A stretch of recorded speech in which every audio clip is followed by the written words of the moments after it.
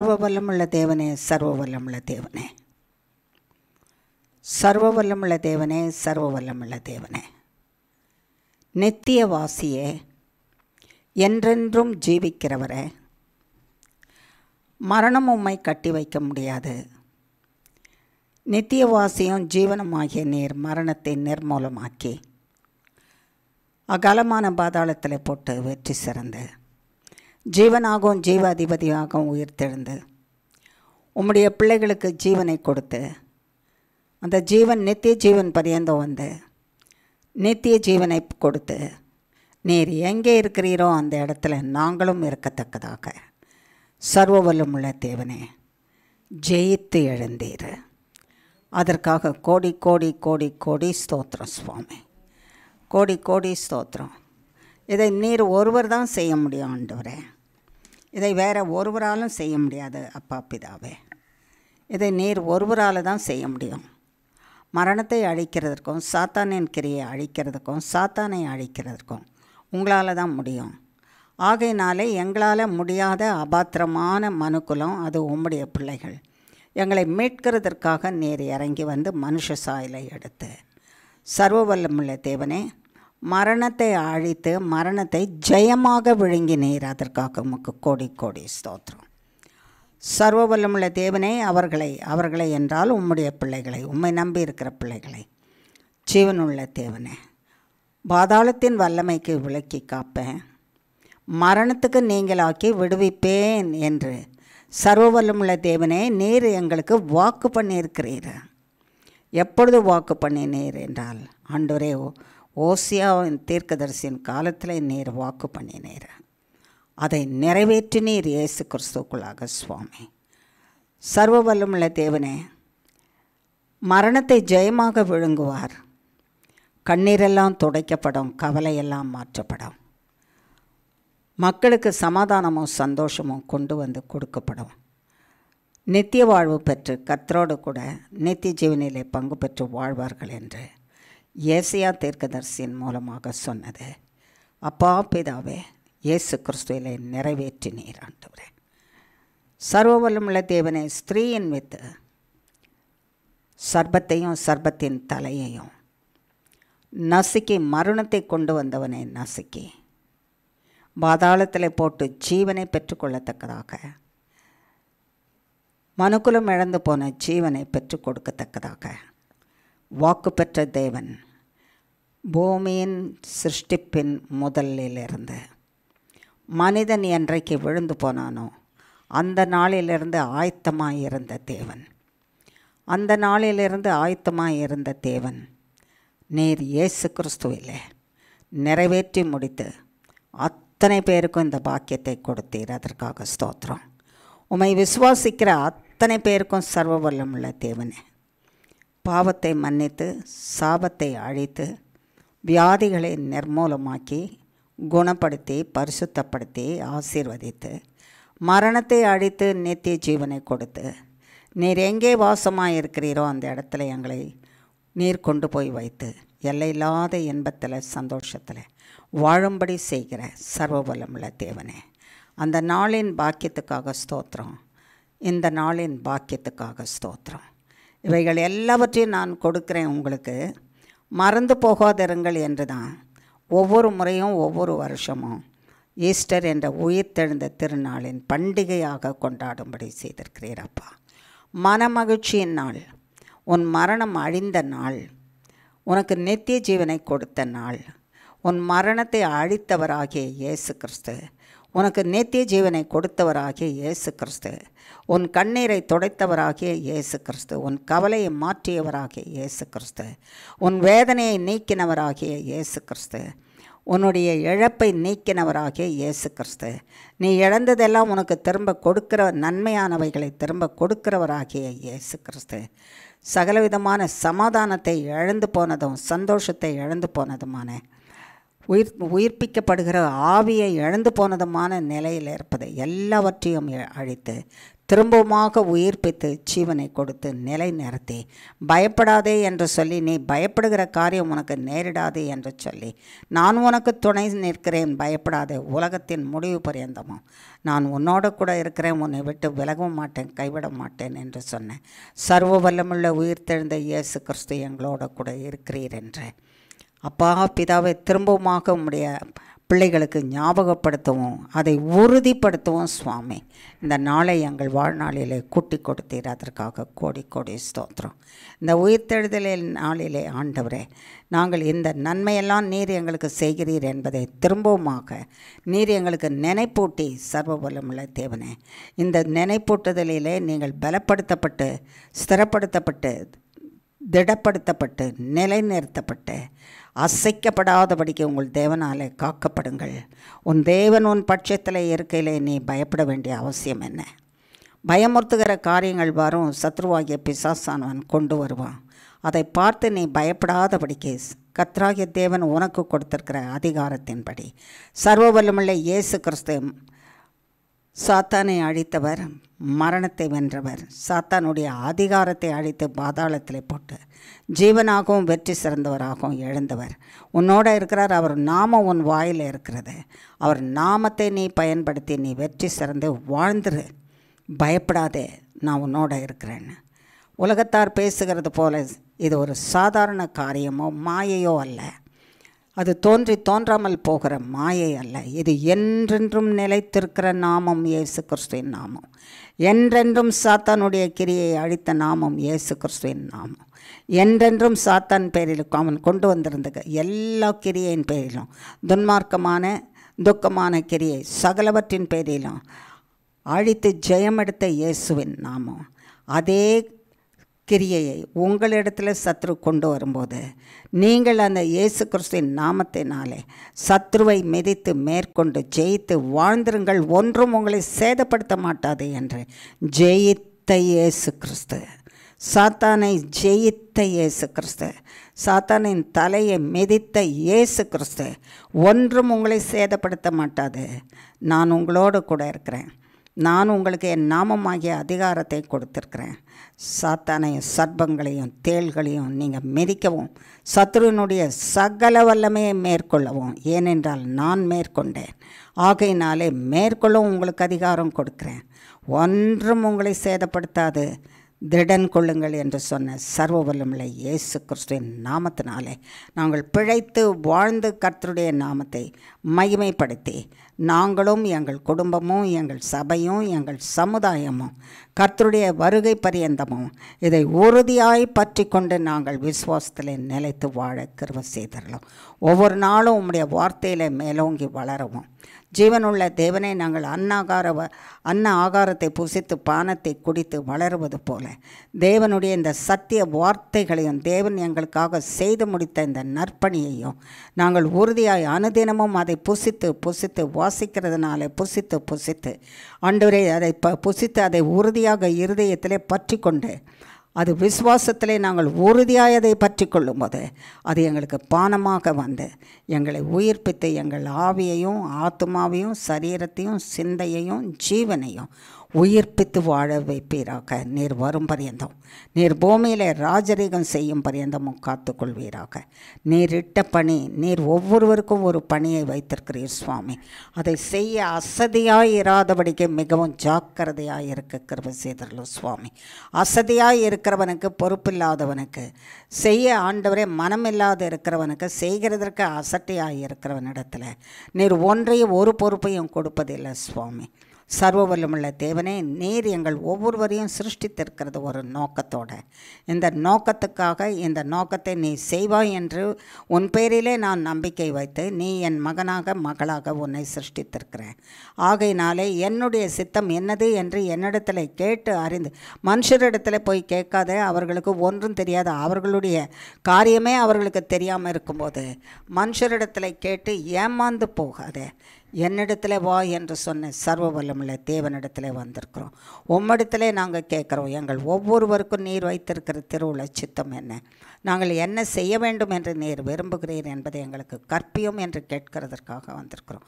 அதை நிறைவேற்றுகிறதற்கு பரிசுத்த ஆவியானவராகிய உம்மை எங்களுக்கு பலனாக கொடுத்து எங்களோடு கூட இரும் என்று கேட்குறோம். சுவாமி, சர்வ வல்லமுள்ள தேவனை, இவைகள் எல்லாவற்றையும் செய்ய நீர் வேணும். கர்த்தராகிய இயேசு கிறிஸ்து வேணும். உம்முடைய ரத்தம் வேணும், உம்முடைய நாமம் வேணும், உம்முடைய வல்லமை வேணும், உம்முடைய வார்த்தை வேணும். சுவாமி, உம்முடைய பரிசுத்த ஆவியானவர் வேணும், பிதா வேணும். ஆகையினாலே எங்களை கொண்டு வந்து அப்படியே உம்முடைய கரத்தில் சமர்ப்பிக்கிறோம். எங்கள் ஒவ்வொருவருக்குள்ள நீர் ஆண்டவரே வாசமாக இருப்பீராக. எங்களை உமக்குள்ளாக வைத்து மூடி பாதுகாத்து கொள்வீராக. நீரும் நாங்களுமாக வாழத்தக்கதாக கிருபை செய்வீராக. உமக்குள்ளே நாங்கள் மறைந்திருந்தால்தான் நீர் விரும்புகிற காரியத்தை நாங்கள் செய்ய முடியும்.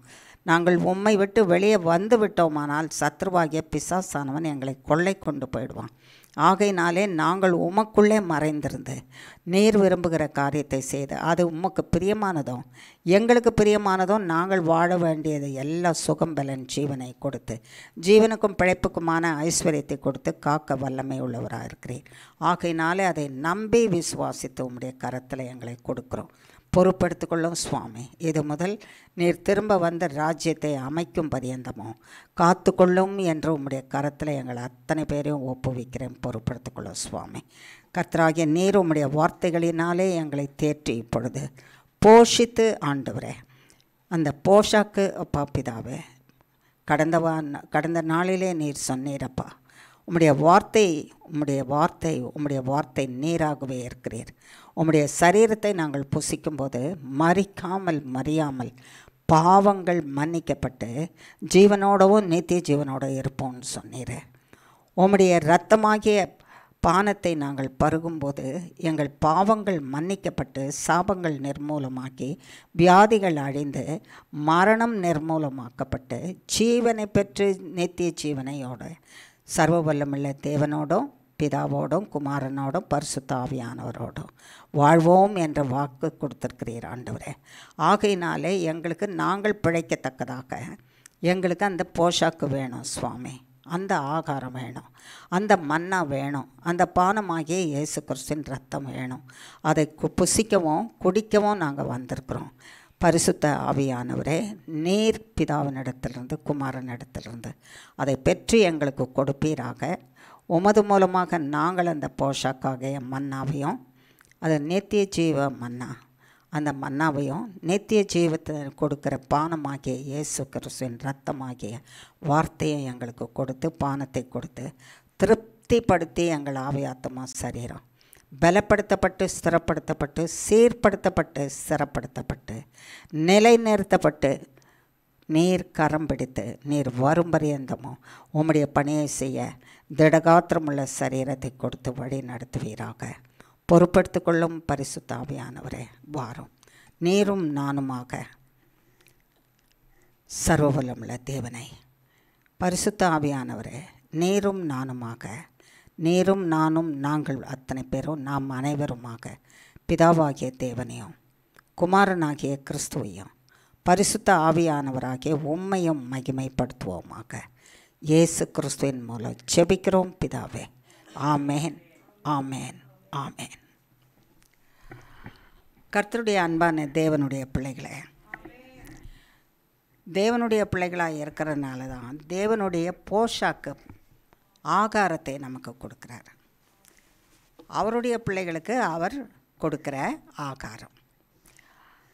ஒவ்வொரு தகப்பனும் தாயும் தன்னுடைய பிள்ளைகளுக்கு 3 வேளையோ அது 4 வேளையோ எத்தனை வேளை கொடுக்கணுன்னாலும் அந்த ஆகாரத்தை மிகவும் கவனத்தோடு இந்த நாளிலே அந்த பிள்ளை வளருகிறதுக்கு தேவையானது என்று கொடுக்குறாங்களா இல்லையா? குழந்தைய பெற்று எடுத்துகிட்டு யாராவது வளர்க்கட்டும்னு தூக்கி போட்டு போயிடுவாங்களா? இல்லைல்ல. ஆமாம். அதுபோல் கர்த்தராகிய தேவன் நம்மை சிருஷ்டித்த பிறகு நாம் வளர வேண்டுமானால் நமக்கு கர்த்தருடைய வார்த்தை என்கிற ஆகாரத்தை நமக்கு கொடுக்குறார். அதுதான் ஆகாரம். கர்த்தருடைய வார்த்தை நித்திய ஜீவன் கொடுக்கிற மன்னா. அதை புசிக்கிறவர்கள் மறியாமல் இருப்பார்கள்னு சொன்னார். அவர் கொடுக்குற அந்த பானம் இயேசுவின் ரத்தம் மனுஷன் மறிக்காதபடிக்கு, மறிக்கிறதுக்கு உண்டாகிற காரணங்கள் என்னென்னா பாவம், கீழ்ப்படியாமை, மீறுதல், அக்கிரமம், பொல்லாப்பு, அதனால் சம்பாதித்து கொண்ட பலன்கள், விளைச்சல்கள், அதனால் வந்த வியாதிகள், மனசஞ்சலங்கள், வருத்தங்கள் எல்லாவற்றையும் அழித்து போட்டு பரிசுத்தப்படுத்தி, தப்பே செய்யாதவர்களைப் போல பரிசுத்தப்படுத்தி தேவனுடைய சமூகத்தில் கொண்டு போய் உங்கள் பிள்ளைகளை பரிசுத்தப்படுத்தி, உங்களுக்கு உங்கள் பிள்ளைங்க நீங்கள் என்ன நோக்கத்தோடு சிருஷ்டித்தீங்களோ அவர்கள் ஆசாரியர்களாகவும் அவர்கள் ஊழியக்காரராகவும் ராஜாக்களுமாக நீர் சிருஷ்டித்தீரே, அப்படி நான் மாற்றியிருக்கிறேன்னு இயேசு கிறிஸ்து கொண்டு போய் நம்மை பிதாவினிடத்தில் ஒப்பு கொடுப்பாராம். அப்படிப்பட்ட நற்பணியை கர்த்தராகிய இயேசு கிறிஸ்து செய்கிறார். அந்த பணியை செய்யும்படிக்கு பிதாவினிடத்திலிருந்து கட்டளை பெற்று வந்திருக்கிறார்.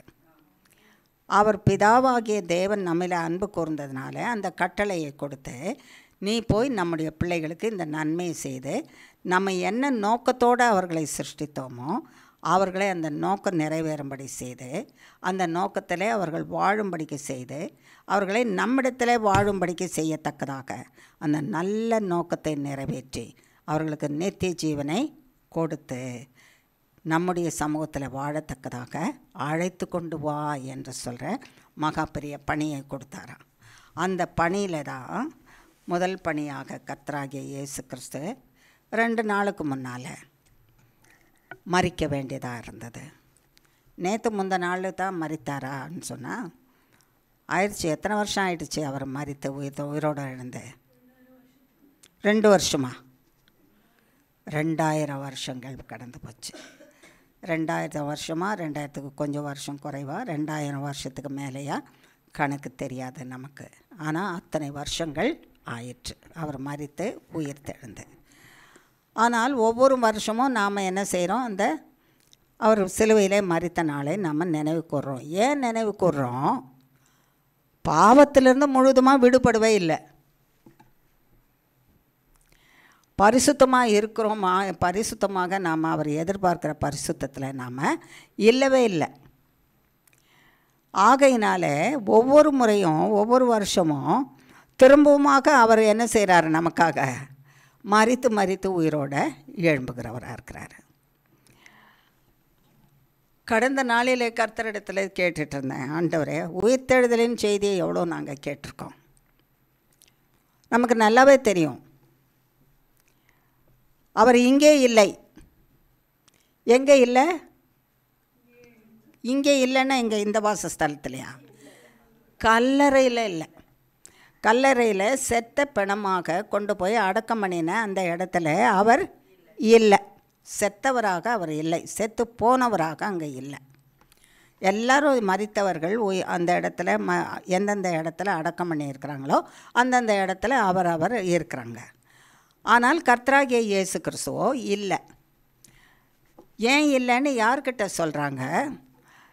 எல்லாரும் நினச்சபடி கர்த்தராகிய இயேசு கிறிஸ்துவுக்கு பிரியமாயிருந்த சீஷர்கள், அந்த சீஷர்களோட சில பெண்கள் இருக்கிறாங்க. ஏன் இந்த பெண்கள் என்னன்னா, அந்த பெண்களுக்கு பெரிய நன்மையை கர்த்தராகிய தேவன் செய்திருக்காராம். பாவத்திலிருந்து விடுபட்டவர்கள், சாபத்திலிருந்து விடுபட்டவர்கள், வியாதியிலிருந்து விடுபட்டவர்கள், பிழைக்க மாட்டோம் என்கிற நம்பிக்கையில் இருந்தவர்களை பிழைக்க செய்து அந்த அவநம்பிக்கையை அழித்து போட்டு நம்பிக்கை கொடுத்தவர்கள், பெற்றுக்கொண்டவர்கள். இவர்களில் சில ஸ்திரீகள் அந்த இடத்துல இருக்கிறாங்க. எங்களுக்கு இவ்வளோ பெரிய நன்மை செய்தாரே, இவர் மரித்து போனாரே, நன்மை செய்கிறதுக்கு இனி யாருமே இல்லை. எங்களுக்கு நன்மை செய்கிறவர் மரித்து போனால் இனி எங்களுக்கு நன்மை செய்வார் யாரும் இல்லை. எங்களை நேசிப்பாரும் யாரும் இல்லை. எங்களை யார் நேசிப்பா? வீட்டாரோ இது ஊதாரி, உபயோகம் இல்லாதது, பிரயோஜனம் இல்லாதது, இது லாயக்கு இல்லாதது, சோத்துக்கு தண்டம், இப்படி தான் எல்லாரும் சொல்கிறாங்க. பாவத்தை செய்துட்டு வந்தவனை யாரும் வீட்டில் வான்னு சேர்த்துக்கிறது கிடையாது.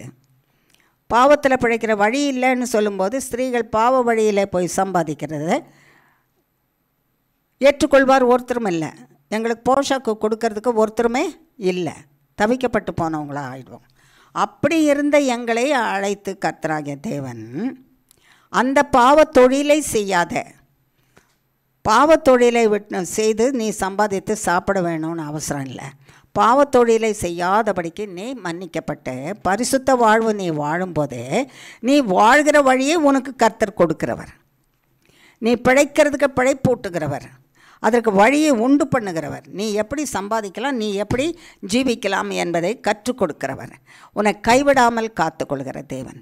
அப்படிப்பட்ட தேவன் என்பதை சொல்லிக் கொடுத்து அவர்களே நீ பாவி என்று முத்திரை போட்டு ஒதுக்கி தள்ளிடாதபடிக்கு, நீ கொலைக்காரன் என்று முத்திரை போட்டு ஒதுக்கி தள்ளிடாதபடிக்கு, நீ தகுதியற்றவன் என்று முத்திரை போட்டு தள்ளி ஒதுக்கி விடாதபடிக்கு, நீ இந்த நன்மையை பெற்றுக்கொள்கிறதற்கு உனக்கு தகுதியே இல்லைன்னுட்டு முத்திரை போட்டு போயிடு நீ ஒதுக்கிடாதபடிக்கு, வா வா வா வா வா என்னிடத்துல வான்னு கூப்பிட்டாங்களாம். இப்படி எங்களை கூப்பிடுறதுக்கு ஒருத்தர் இருந்தார்.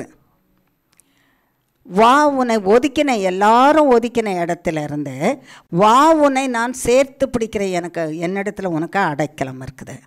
யார் இடத்துல அடைக்கலம் இருக்குது? கர்த்தர் இடத்துல. என்னிடத்துல என்றால் இயேசு கிறிஸ்துவின் இடத்துல அடைக்கலம் இருக்குது. நீ வா, நீ கைவிடப்பட்ட நிலைமையில் இருப்பதில்லை.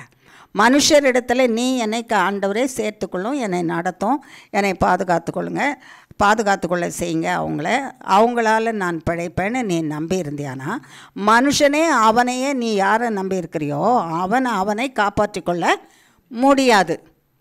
ஒரு ஸ்திரீ ஆனாலும் ஒரு புருஷன் ஆனாலும் அவனை காப்பாற்ற முடியாது. ஆனால் அவனையும் உன்னையும் சேர்த்து காப்பாற்றுகிற சர்வ வல்லமுள்ள தேவனாகிய நான் இருக்கிறேன், வா என்று சொல்லி அத்தனை பேரையும் அழைத்து கொண்டு பாவியை பாவம் நான் செய்தேன் என்று தானே உணரும்படி செய்து பாவத்தை விட்டு விலகி பரிசுத்த வாழ்வு வாழத்தக்கதான வாழ்வு கொடுத்த சர்வ வல்லமுள்ள தேவன். அந்த இடத்துல சமாதானம் இருந்தது, சந்தோஷம் இருந்தது, ஐக்கியம் இருந்தது, ஜெயகீர்த்தி இருந்தது. கர்த்தர் கைவிட மாட்டார் என்ற நம்பிக்கை இருந்து வாழ்ந்துருவோன்ற நம்பிக்கை வந்தது. சுகப்பட்டுட்டோம் நமக்கு குறைவு வராது என்ற நம்பிக்கை இருந்தது. அப்படிப்பட்ட நம்பிக்கையை கொடுத்து கொண்டிருந்த இயேசு கிறிஸ்து என்றென்றும் இருப்பார், என்றென்றும் ஜீவிக்கிறவராக இருப்பார். இவரோடு கூட இவர் பாதத்தில் இருந்து பிழைச்சிடலாம். என்ன செய்திடலாம்? பிழைச்சிடலாம். நம்ம பிழைக்க வழி தெரியாமல் இருந்த நம்ம கூப்பிட்டாரு, பிழைக்கிறதுக்கு வழி செய்து கொடுத்தாரு. பாவத்திலிருந்து விலகிறதுக்கு வழி தெரியாமல் இருந்த நம்மை கூப்பிட்டு பாவத்திலிருந்து விலகும்படிக்கு செய்தார், பரிசுத்தப்படுத்தினார். மனுஷனாக நம்மளை சமுதாயத்தில் ஏற்றுக்கொள்ளும்படிக்கு ஒரு தகுதியை உண்டு பண்ணினார். அது வரைக்கும் பாவிகளையும் அக்கிரமக்காரருக்கும் பொல்லாப்பு செய்கிறவர்களுக்கும் விபச்சாரருக்கும் வேசி மார்க்கத்தில் நடக்கிறவர்களுக்கும் கொலைக்காரர்களுக்கும் குடியர்களுக்கும் வெறியர்களுக்கும் சமுதாயத்தில் அங்கீகாரம் கிடையாது. என்ன கிடையாது? அங்கீகாரம் கிடையாது. அதை வராம்பார் குடிக்காரன் கதவை அடைச்சிருன்னுவாங்க, அவன் இந்த பக்கம் வராம்பார் அந்த பக்கம் திரும்பி போயிடுன்னு சொல்லுவாங்க. அது நம்ம வீட்டுக்கு வந்துடாதபதிக்கு கதவை என்ன பண்ணிவிடு, அடைச்சிடுன்னு சொல்லு. அவங்கள யாராவது இங்கே வந்துட்டு அவங்களோட பேசிட்டோன்னா கூட அவங்களுக்கும் நமக்கும் ஏதோ தொடர்பு இருக்குதுன்னு சொல்லிடுவாங்கன்னு சொல்லுவாங்க. அப்படிப்பட்ட ஒரு சூழ்நிலையில் இருந்த சமுதாயத்தில் ஒருத்தர் வா, உன்னை சமுதாயத்தில் ஏற்றுக்கொள்ளும்படிக்கு செய்கிறேன்னு சொல்லி ஏற்றுக்கொள்ளணுன்னா அவர் அந்த மனுஷரிடத்தில் இருக்கிற பாவங்கள் பொல்லாத கிரியைகளை அழிக்கும்படி செய்து அவர்களை நல்ல மனிதனாக மாற்றி நற்கிரியை செய்கிறவர்களாக மாற்றி அனுபவித்திருந்தாராம் உலகத்தில். அவர் இப்போ இறந்துட்டார், அவரை சிலுவையில் அரைஞ்சிட்டாங்க. ஐயோ இவர் இல்லையே, என்னை இப்படி நடத்தினவர் இல்லையே என்று ஜன சமூகம் அழுது கதறினது. கதறினவங்க ஏராளமான பேர், எழுதப்படலை. நன்மை பெற்றவர்கள் கதறினாங்க, இனி எங்களுக்கு யார் இருக்கான்னு. அதில் ஒரு சின்ன குரூப்புனா ஒரு சின்ன கூட்டம் ஸ்திரீகள், ஒரு 2-3 பேர் அல்லது 4 பேர் இருந்திருப்பாங்க. அவர் மரிக்கும்போது அவரை அடக்கம் பண்ணுறதுக்கு ஒரு நல்ல நற்கந்தம் போட்டு அந்த அடக்கம் பண்ணணுமா சரீரத்தை. அந்த நற்கந்தம் போட்டு அடக்கம் பண்ணுகிறதுக்கு ஆயத்தப்படுத்துறதுக்கு நேரம் இல்லை. காரணம் என்னென்னா, அது ஓய்வு நாளுக்கு முந்தின நாள் ஆயத்தப்படுத்த வேண்டிய நாள். அது அந்த வெள்ளிக்கிழமை அன்று 6 மணிக்கு தொடங்கிறோம் ஓய்வு நாள். சனிக்கிழமை 6 மணி வரைக்கும் அந்த ஓய்வு நாள் நிலைத்திருக்கும். அதுக்கு பிறகு அந்த ஓய்வு நாள் முடியும். அந்த ஓய்வு நாளாக இருந்ததுனால அவங்க கடையில் போய் என்ன செய்ய முடியாது, ஒரு நற்கந்தமும் வாங்கிட்டு வர முடியாது. பர்ஃப்யூம் வாங்கிட்டு வரவங்கல்ல இப்போது மரித்து போன இடத்துல அந்த அந்த மரித்த சவத்திற்கு போடுகிறதுக்கு என்ன கொண்டு வராங்க? ஆமாம், சென்ட், பர்ஃப்யூம். நறுமணமாக இருக்கிறதுக்காக சர்வ வல்லமுள்ள தேவன் மனுஷருக்கு அந்த ஞானத்தை கொடுத்து அதுக்கு ஒரு நறுமணமுள்ள ஒரு தைலத்தை உண்டு பண்ணுறாங்க. சும்மாவே கூட நம்ம அந்த பர்ஃப்யூமை போட்டு போவோம். ஆமாவா இல்லையா? நல்லா இருக்கட்டும் நமக்குன்னு. சரி, அதுபோல் அந்த அடக்கம் பண்ணப்படுகிற அந்த நபருக்கு கடைசி மரியாதை செய்கிறதுக்காக செய்யணுமா? அது செய்கிறதுக்கு நேரம் இல்லை. ஆகையினால இந்த பெண்கள் என்ன செய்கிறாங்களா, அவங்களுக்கு தான் அது மேலே அந்த அக்கறை இருக்குது. அந்த சீஷர்கள் கூட அப்படி யோசிக்கலை. அவங்க எல்லாம் ஆயத்தம் பண்ணி எடுத்து வச்சுட்டு அந்த ஓய்வு நாள் முடிந்த உடனே அடுத்த நாள் காலையில் விடியற்காலம் வெளுக்கிறதுக்கு முந்தி, பொழுது விடியறதுக்கு முந்தி அதை எடுத்துகிட்டு போனாங்களாம். போகும்போதே யோசிச்சுட்டு போகிறாங்களாம். அந்த கல்லறை முன்னால் ஒரு பெரிய கல், அது வாயை அடைச்சி வச்சுருக்கோம். அந்த கல்லை யார் புரட்டி தள்ளுவா? எல்லாம் ஸ்திரீகளாக இருக்கிறாங்க. எத்தனை ஸ்திரீகள் வேணுமோ தெரியாது அதை புரட்டி தள்ளுறதுக்கு. ஒரு 2-3 பேர் தான் போகிறாங்க. அவங்களால தள்ள முடியாதுன்னு, அதை தள்ள முடியாதுன்னு நினச்சிட்டு போகிற இடத்துல அது முதலே தள்ளப்பட்டு இருக்குது. அது என்ன செய்யப்பட்டிருக்குது? தள்ளப்பட்டிருக்குது. உனக்கு எது முடியலையோ நீ கர்த்தரிடத்தில் கேட்டுட்டு இருந்தா கர்த்தர் அதை முதல்ல செய்து முடிச்சிட்ருப்பாராம். ஆகையினால தேவனை காட்டிலும் எந்த பிரச்சனையும் பெருசு இல்லை. எதை காட்டிலும்? யாரை காட்டிலும்? தேவனை காட்டிலும் எந்த பிரச்சனையும் பெரியதாக இல்லை. நமக்கு பெரிய பிரச்சனையாக தோன்றுகிற அந்த காரியங்கள் ஒன்றுமில்லாமல் போகிறதா. மத்தேயு எழுதின சுவிசேஷத்தில்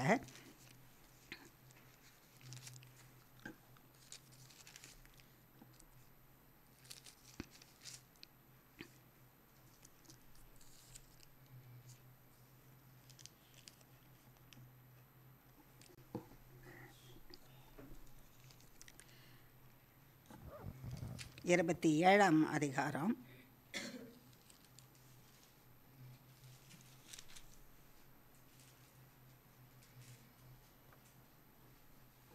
50ஆம் வசனம், 51, 52. இயேசு மறுபடியும் மகாசத்தமாய் கூப்பிட்டு ஆவியை விட்டார்.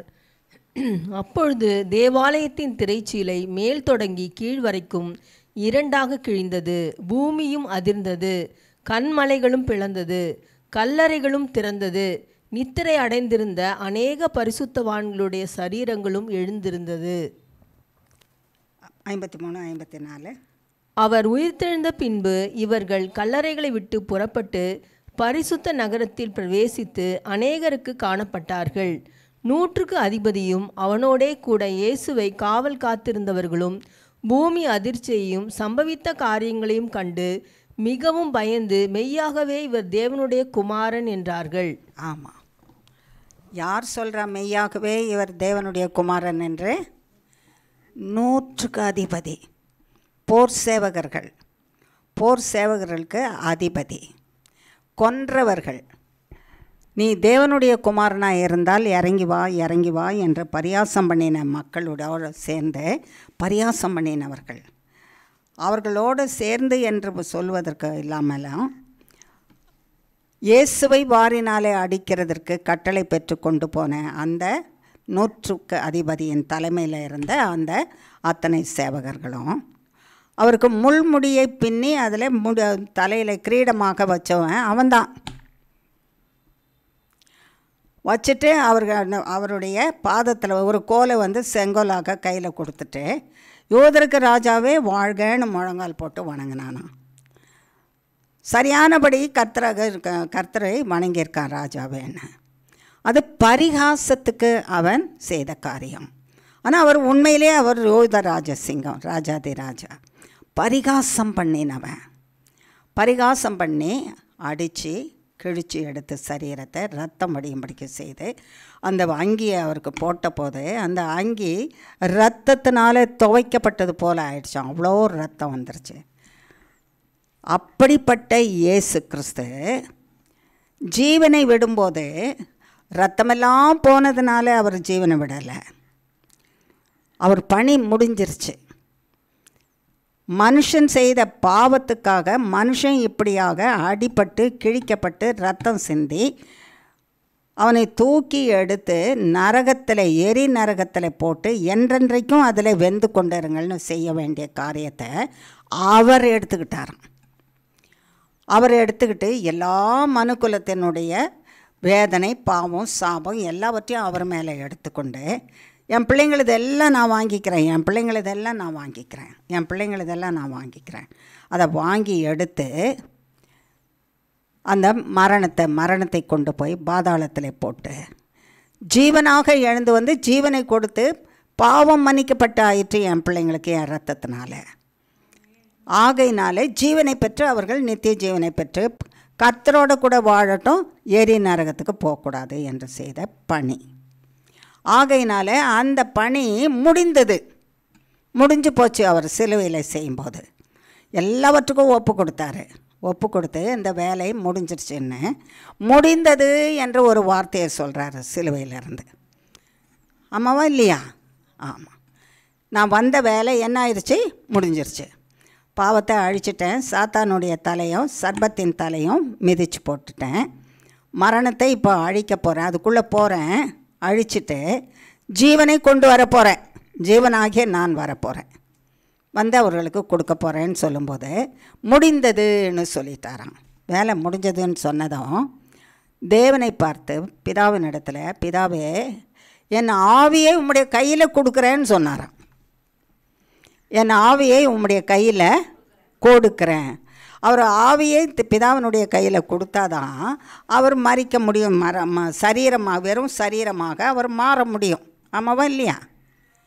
எந்த மனுஷனாவது மறிக்கிறதுக்கு முந்தி பிதாவே உம்முடைய கரத்தில், இயேசுவே உங்கள் கரத்தில் என் ஆவியை கொடுக்குறேன்னு சொல்ல முடியுமா? நம்ம ஆவி நம்மகிட்டயா இருக்குது? நம்ம ஜீவன் நம்மகிட்டயா இருக்குது? அப்படியே ஒரு மனுஷனுக்கு அவனுடைய ஆவியும் ஜீவனும் அவன் கையில் இருக்குன்னா அந்த ஆவி போகிற நேரத்தில் அவனே கெட்டியாக பிடிச்சிட்டு என்கிட்ட இருந்து போகாதன்னு பிடிச்சிக்கலாமா மாட்டோமா? பிடிக்க முடியாதா? நமக்கு அதிகாரம் இருந்தா பிடிச்சிக்கலாம் தானே. அப்படி பிடிச்சிக்க முடியலையே ஒருத்தரையும். எல்லாருமே என்ன செய்கிறாங்க? ஐயோ போதே என்னால் பிடிக்க முடியலையேன்னு பார்க்குறாங்க. சர்வவல்லமுள்ள இயேசு கிறிஸ்து ஜீவ அதிபதி. அவர் ஜீவனை அப்படியே பிதாவே உங்ககிட்ட கொடுக்குறேன், பத்திரமா வச்சுங்க. 3ஆவது நாள் என்ன பண்ணிவிடுங்க, வெளியே கொண்டு வந்துடுங்க. இந்த வேலைக்கு தானே என்னை அனுப்புனீங்க, அதனால் உங்ககிட்டயே கொடுக்குறேன், பத்திரமா வச்சுங்கன்னு கொடுத்தாராம். அப்படி கொடுத்ததுனால தான் அவர் மரித்தவராய் பாதாளத்துக்கு போக வேண்டியதாக இருந்தது. அவர் சரீரம் மரித்தது, அவருடைய ஜீவன் எங்கே போச்சுதே? பாதாளத்துக்கு போச்சு. மரணத்தை எடுத்துக்கொண்டு, சாத்தானை அழித்து அவன் கொண்டு வந்த மரணத்தை எடுத்துக்கொண்டு பாதாளத்துக்கு போனது. அந்த மகா பெரிய பணி, அவர் மரித்த போது நடந்த மகா பெரிய பணியில் அவர் சிருஷ்டித்த உலகம் தாங்க முடியலையாம். அவர் மரித்த மரணத்தை பார்த்து, அவர் சிருஷ்டித்த உலகத்தை யார் சிருஷ்டித்தது? கர்த்தர்.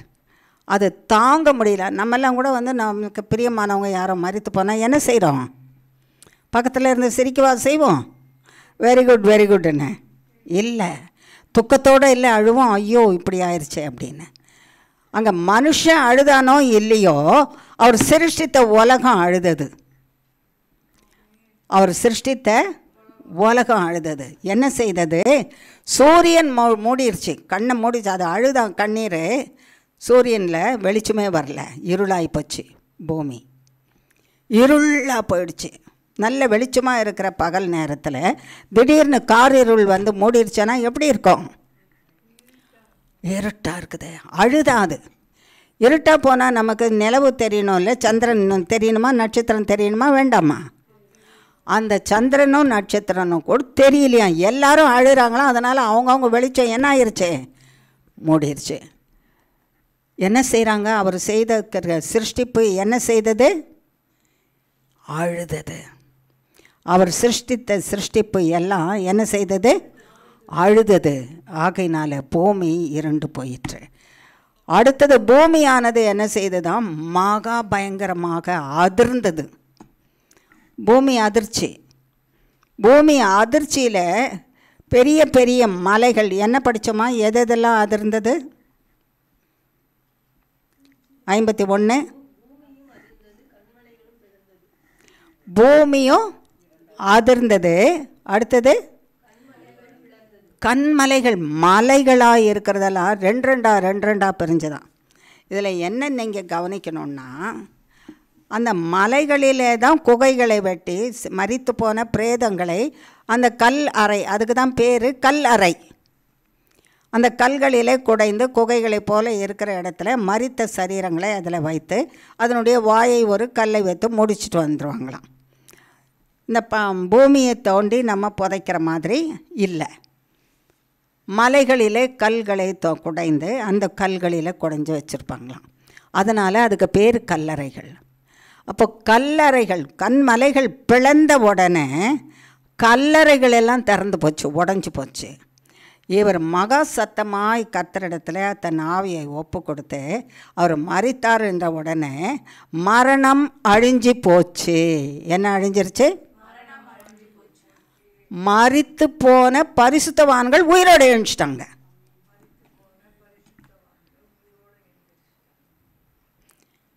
துக்கமாக இருக்குதா உங்களுக்கு, ஏன் அவங்கெல்லாம் எழுந்துட்டாங்கன்னு? அப்புறம் ஒரு சந்தோஷமும் காணுமே, தேவன் மரித்து போனவங்கள உயிரோட எழுந்து, நீ அவர் போய் எழுந்துருன்னு சொல்லவோ அல்லது ஒரு எக்கால சத்தத்தை ஊதவோ இல்லை செய்கிறதுக்கு முந்தி இயேசு கிறிஸ்து மரித்த உடனே சாத்தானும் சாபமும் மரணமும் அழிஞ்சு போச்சு. பரிசுத்தவான்கள் ஏற்கனவே இயேசு கிறிஸ்துக்கு முன்னதாக மரித்து போன எல்லா பரிசுத்தவான்களும் உயிரோடு எழுந்துட்டாங்களா. கல்லறைகள் பிளந்தது. யார் உயிரோடு எழுந்துச்சா பாரு.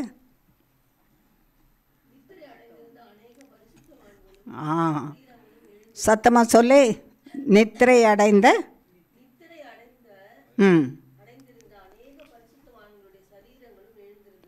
நித்திரை அடைந்த மரித்து போனவர்கள், எப்பொழுதோ மரித்து போயிருந்த பரிசுத்தவான்கள் அந்த இடத்துல, அந்த எருசலேம் பட்டணத்தில், அந்த தேசத்தில் அவங்க எல்லாரும் நித்திரை அடைந்த பரிசுத்தவான்கள் தான் எழுந்துட்டாங்களாம். பரிசுத்தவான்கள் என்ன, பாவம் கழுவப்பட்டவர்களாக இருந்ததுனால பரிசுத்தவான்கள் உயிரோடு எழுந்தார்கள். ஆகையினால அவர் செய்த காரியம், அவர் செய்த போது, அவர் மரித்த போது அவர் சிருஷ்டித்த சிருஷ்டிப்புகள் அழுது இருளாய் போயிற்று. சூரியனும் சந்திரனும் பிரகாசிக்கலை, இருளாய் போயிற்று. பூமி அதிர்ந்தது. அடுத்தது கல்லறைகள் திறந்தன, கண்மலைகள் உடைந்தன, கல்லறைகள் திறந்தன. மரித்து போயிருந்த பரிசுத்தவான்கள் உயிரோடு எழுந்தார்கள். அப்போ நமக்கு ஒரு நம்பிக்கையை கொடுத்துருக்குறாங்களா இல்லையா? இயேசு கிறிஸ்து வந்தார்னா திரும்ப நம்முடையவர்கள் மரித்து போனவர்களும் பரிசுத்தவான்களாகிய நாமும் உயிரோடு எழும்புவோன்ற நம்பிக்கை இருக்கா இல்லையா? இப்போ இருக்குல்ல. அப்போ பரிசுத்தவான்கள் தானே உயிரோடு எழுந்தாங்க. அப்போ நாமும் பரிசுத்தவான்களாக இருந்தால் தானே உயிரோடு எழும்புவோம். அப்போ பரிசுத்தம் இல்லாத கரையோட அசுத்தத்தோடு இருந்தால் எப்படி உயிரோடு எழும்புவோம்? எழும்ப மாட்டோம் இல்லை. ஆகையினால தான் உயிர் தெழுந்த நாளில் கர்த்தர் என்ன சொல்கிறாரு? பரிசுத்தமாக. என்ன சொல்கிறாரு? பரிசுத்தமாக. நான் வரும்போது உயிரோடு இருந்தாலும் நீங்கள் மறுரூபம் அடைஞ்சு நீங்கள் என்னோட வந்து சேரணும். மரித்தவர்களாக இருந்தாலும் உயிரோடு எழும்பணும். பரிசுத்தவானாக இல்லாதவன் ஒருத்தனும் என்ன செய்ய முடியாது? எழும்ப முடியாது. ஏசாமி வரும்போது உயிரோடு இருக்கிறவங்க பரிசுத்தவான்களாக இருந்தால் தான் மறுரூபம் அடைந்து அவரோட கூட போய் சேர முடியும். பரிசுத்தமாக இல்லாதவங்க பூமியில் தான் இருப்பாங்க. அழிக்கப்பட்டு போகிறதற்காகவும் எரி நரகத்தில் கொண்டு போய் தள்ளப்படுகிறதற்காகவும் பூமியில் தான் இருப்பாங்க. அதன் பிறகு இருக்கிற மகா பெரிய வேதனை, அந்த வேதனையை யாரும் தாங்க முடியாது. மகா பெரிய வேதனைகள் ஒன்றன் பின் ஒன்றாக கர்த்தர் கிருபையாக நமக்கு ஜீவனை கொடுத்திருந்தா ஒவ்வொரு முறையும் நம்ம தியானிக்கும் போது பார்க்கலாம் ஒவ்வொரு விதமான வேதனை, எப்படிப்பட்ட வேதனைகள் பூமியில் வரப்போகுது. அந்த வேதனைகளுக்கு தப்புவிக்கப்பட்டு கர்த்தரோட கூட பூமியிலே வாழ்கிறதற்கு கர்த்தராகிய இயேசு கிறிஸ்துவினுடைய உயிர்த்தெழுதலிலே நாம் பங்கு பெற்று வாழ வேண்டும். அப்படி வாழணும்னா நாம் கரை இல்லாதபடிக்கு கழுவப்பட்டு பரிசுத்தமாக்கப்பட்டவர்களாக இருக்கணும். ஆகையினால தான் இங்கே கர்த்தர் சொல்கிறார், இந்த இடத்துல எழுதப்பட்டிருக்குது, கல்லறைகள் திறந்தன, பரிசுத்தவான்கள், அநேக பரிசுத்தவான்கள் உயிரோடு எழுந்தாங்க. இயேசு கிறிஸ்து உயிரோடு எழுந்த பிறகு தான் அவங்க கல்லறைகளிலிருந்து நகரத்துக்குள்ளே போய் நிறைய பேர் பார்த்தாங்களாம் அவங்கள. ஐயோ, இந்த பரிசுத்தவான் உயிரோடு எழுந்து வந்துட்டாரு, இந்த பரிசுத்தவான் உயிரோடு எழுந்து வந்திருக்காருன்னு யார் வீட்டுக்கும் போய் குடும்பம் நடத்துறதுக்கு போல அவங்க கிறிஸ்து பரமேறி போகும்போது அவரோட கூட போகிறதுக்காக உயிரோடு எழுந்திருக்கிறாங்க. இந்த சம்பவத்தை பார்த்ததுனால அவரை கொன்றவன், அவரை குத்தினவன், ஆணிகளில் அடித்தவன், அந்த நூற்றுக்கு அதிபதி, அவனை சேர்ந்தவங்கெல்லாம் இருக்கிறாங்க. அந்த நூற்றுக்கு அதிபதி சொன்னானா, ஐயோ, இவர் மெய்யாகவே தேவனுடைய குமாரன். உனக்கும் எனக்கும் அவர் மெய்யான தேவகுமாரனா இருக்காரா? சொல்கிறோமா? இருதயத்தில் இருக்காரா? உனக்கு இருக்கிறாரா அவர் மெய்யான தேவகுமாரனா? உண்மையிலே உன் மெய்யான தேவகுமாரனா இருக்காரா? அவர் மெய்யான தேவகுமாரனாக இருந்தால் உன்னுடைய பிரச்சனை, உன் பலவீனம், உன் சுகவீனம், உன்னுடைய முடியாத காரியம், உனக்கு எது மேற்கொள்ள முடியலையோ அது எல்லாவற்றையும் மேற்கொள்ளும்படிக்கு செய்ய வல்லமை உள்ளவராக இருக்கிறாரு. அதை விசுவாசிக்கணும். அதை என்ன செய்யணுமா?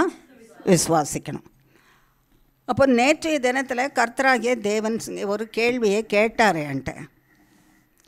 அது என்ன கேள்வி அப்படின்ட்டு உங்கள்கிட்ட சொல்கிறேன். உயிர்த்தெழுந்த கிறிஸ்து ஒருவருக்குள்ளே இருக்கிறார். இப்போ நீங்கள் சொல்லிட்டீங்கல்ல, தேவனாக இருக்கிறார், அவர் எங்களுக்கு தேவனாக இருக்கிறார். அவர் உயிர்த்தெழுந்தவர் தானே. அந்த உயிர்த்தெழுந்த கிறிஸ்து உங்களுக்கு தேவனாக இருந்தால் அவனுடைய வாழ்க்கை எப்படிப்பட்டதாக இருக்கும்னு கேட்டார். உயிர்த்தெழுந்த கிறிஸ்து உனக்குள்ளே இருந்தால் யார் இருந்தா? யார்? சாத்தா இருக்கணுமா? உயிர்த்தெழுந்த கிறிஸ்து இருக்கணுமா? கிறிஸ்து, உயிர்த்தெழுந்த கிறிஸ்து உனக்குள்ளே இருந்தால் நீ எப்படி இருக்கணும், எப்படிப்பட்ட வாழ்வு வாழணும் அப்படின்னு ஒரு கேள்வியை கேட்டார். உயிர்த்தெழுந்த கிறிஸ்து உன்னிடத்தில் இருக்கிறாரா? ஒரு க்ஷணம் யோசிங்க அப்படின்னு சொன்னார். இப்போ ஒரு க்ஷணம் யோசித்து பாருங்கள், எனக்குள்ளே உயிர்த்தெழுந்த இயேசு கிறிஸ்து இருக்காரா? அவர் எப்படிப்பட்டவர்? அவர் எப்படிப்பட்டவராக இருந்தார்? அவர் எதெல்லாம் செய்வார்? அவருடைய குணநலன் என்ன? அவருடைய குணம் நமக்குள்ளே இருக்கணும்ல, உயிர்த்தெழுந்த இயேசு கிறிஸ்துவின் குணம். அவர் பரிசுத்தராக இருந்தார், நமக்குள்ளே பரிசுத்தம் இருக்கணும்ல. ஆமாவா இல்லையா? அவர் வார்த்தையில் வல்லமை இருந்தது, நம்முடைய வார்த்தையிலும் உயிர்ப்பிக்கிற வல்லமை இருக்கணும்ல. இப்போ அவர் எப்படி வாழ்ந்தாரோ அப்படி நமக்குள்ளே இருந்தால் தான் உயிர்த்தெழுந்த கிறிஸ்துக்குள்ளே நாம் இருக்கிறோம், அவர் நமக்குள்ளே இருக்கிறாரு. இந்த உயிர்த்தெழுந்த கிறிஸ்து தூரத்தில் எங்கேயும் இல்லை, உயிர்த்தெழுந்தவர் மனுஷரிடத்தில் தான் இருக்கிறாங்க. அவர் உயிர்த்தெழுந்து தன்னுடைய சீஷர்கள் மத்தியில் தான் போய் உங்களுக்கு சமாதானம்னு சொன்னார். சீஷர்கள் ஒரு இடத்துலேருந்து இன்னொரு இடத்துக்கு கவலையாக போயிட்டுருக்கும்போது கூடவே நடந்து போய் பேசுகிறாரு, அவங்க வீட்டில் போய் பேசுகிறாரு. வாங்க எங்கள் வீட்டுக்குள்ளே சாப்பிட வாங்கன்னு கூப்பிடுறாங்க. அங்கே அப்பத்தை பிற்கும்போது அவர் மறைஞ்சு போகிறாரு. உயிர்த்தெழுந்த இயேசு மனுஷனை போலவே நம்மோட கூட வந்தார். உயிர்த்தெழுந்த கிறிஸ்து உன்னோட இருக்கிறதுக்காக தான் உயிரோடு வந்தார். அவர் மரித்தவர் உனக்காக தான் மரித்தார். அவர் ரத்தம் சிந்தினது உனக்காக தான் ரத்தம் சிந்தினார். உன் பாவம் மன்னிக்கப்படுகிறதுக்காக தான் அவர் ரத்தம் சிந்தினார். உன் மரணம் அழிக்கப்படுகிறதுக்கு தான் அவர் மரித்தார். அப்போது எல்லாமே உனக்கு செய்தவர். அவர் உயிரோடு இருந்து நீ வாழ்கிறதற்கு உனக்கு பலனை கொடுத்து, திறனை கொடுத்து, சத்துவத்தை கொடுத்து, அவருடைய வல்லமையை கொடுத்து வாழ்கிறதற்கும் கூட உங்களோட கூட தான் இருக்கிறாரு. யாரோட இருக்காரு? என்னோட கூட இருக்கிறாரு. என்னோட கூட இருக்கிறாரு. சொல்லுவோம், யாரோட இருக்கிறாரு? உயிர்த்தெழுந்த கிறிஸ்து என்னோட கூட இருக்கிறாரு. அப்போ உயிர்த்தெழுந்த கிறிஸ்து எப்படி இருக்கிறாருன்னு கொஞ்சம் பார்த்துட்டு அப்படி நம்ம இருக்கிறோமான்னு பார்க்கலாமா? வேண்டாமா? பார்க்கலாமா? வெளிப்படுத்தின விசேஷம் 19ஆம் அதிகாரம். வெளிப்படுத்தின விசேஷம் 19ஆம் அதிகாரம் 11ஆம் வசனம். பின்பு பரலோகம் திறந்திருக்க கண்டேன். இதோ ஒரு வெள்ளை குதிரை காணப்பட்டது. அதன் மேல் ஏறி இருந்தவர் உண்மையும் சத்தியமும் உள்ளவர் எனப்பட்டவர்.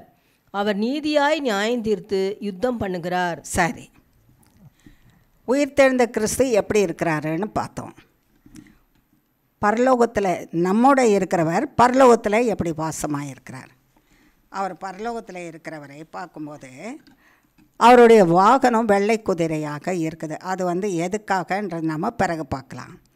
இப்போ அவர் சுபாவம் எப்படி இருக்குது? அவர் உயிர்த்தெழுந்த கிறிஸ்து நமக்குள்ளே இருந்தால் அவர் எப்படி இருக்கிறாரோ அப்படி நாம் இருக்கணும்னு கர்த்தர் எதிர்பார்க்குறாரு.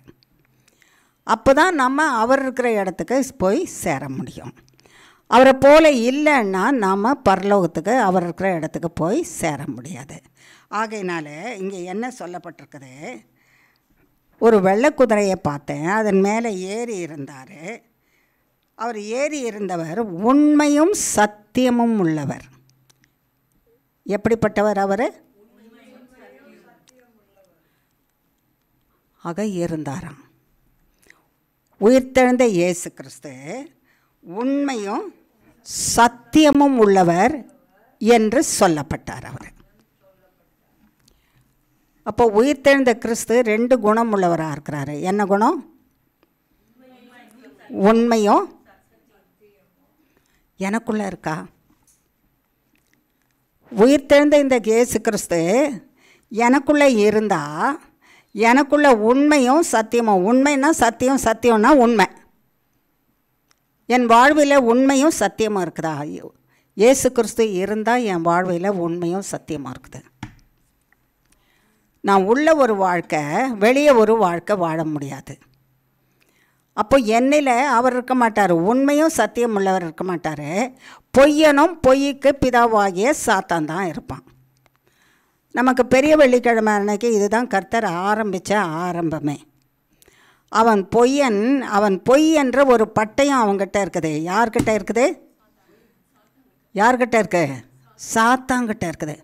சாத்தான்கிட்ட பொய் இருக்குது. அவங்ககிட்ட ஒரு பட்டயம். அந்த பட்டயத்தை எதில் செய்திருக்கான்? பொய்யினாலேயே பட்டயத்தை செய்திருக்கான். நமக்கு கத்தி, அது இது, பட்டயம், நீளம், அரிவாள் எல்லாம் இரும்புனால செய்யப்பட்டிருக்குது. சாத்தானுடைய பட்டயம் எதனால் செய்யப்பட்டிருக்குது?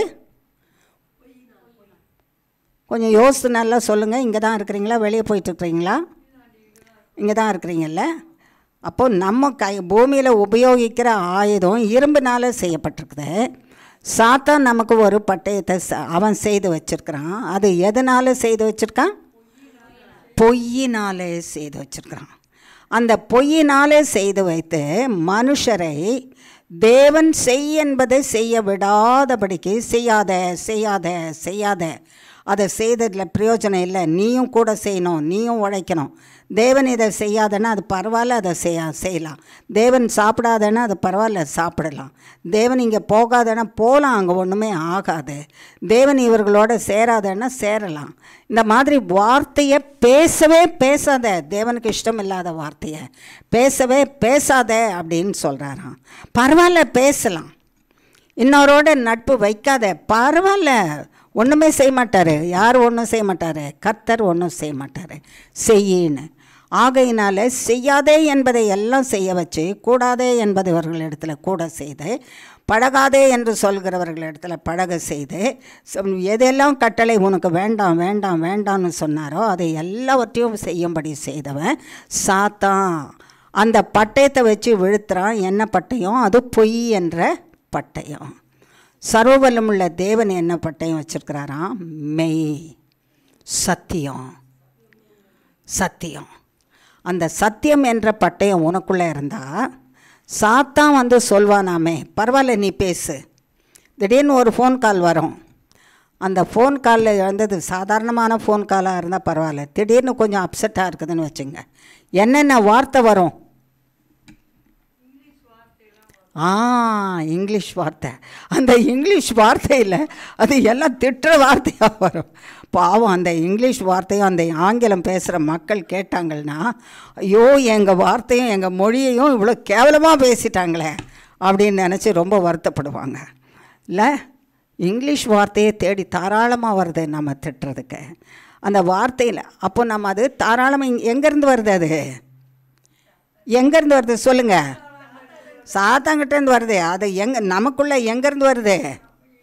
எங்கேருந்து வருது? மூளைக்குள்ளே இருந்து மனசுக்குள்ளே இருந்து, மூளையிலேருந்து மனசுக்குள்ளே. அப்போது இந்த சாத்தான் நம்மளிருந்து போவே இல்லை. நம்ம போய் சொல்லிகிட்ருக்குறோம் அவனை உள்ளே வச்சுக்கிட்டு, தேவன் இருக்கிறாரு தேவன் இருக்கிறாருன்னு என்ன சொல்லிகிட்ருக்குறோம்? பத்தியா?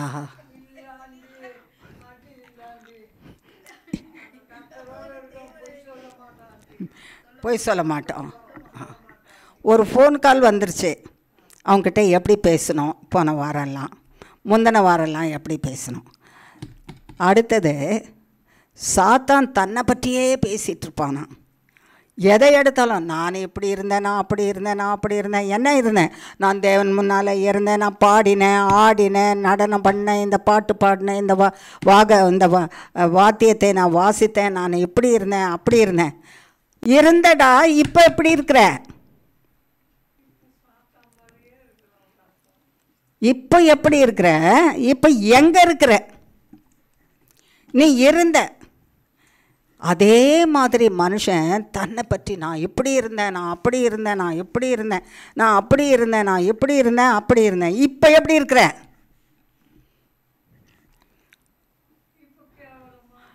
அப்போ சாத்தான் வார்த்தையை கேட்டுட்டு நம்ம பொய்யை தானே பேசிட்டு நம்மளை பெருசுப்படுத்தி பேசிகிட்டு இருக்கிறோம். என்னை பற்றி மேன்மைப்படுத்தி பேசிகிட்ருக்கேன். பிரதாபங்களெல்லாம் என்னை பற்றி பேசுகிறேன்.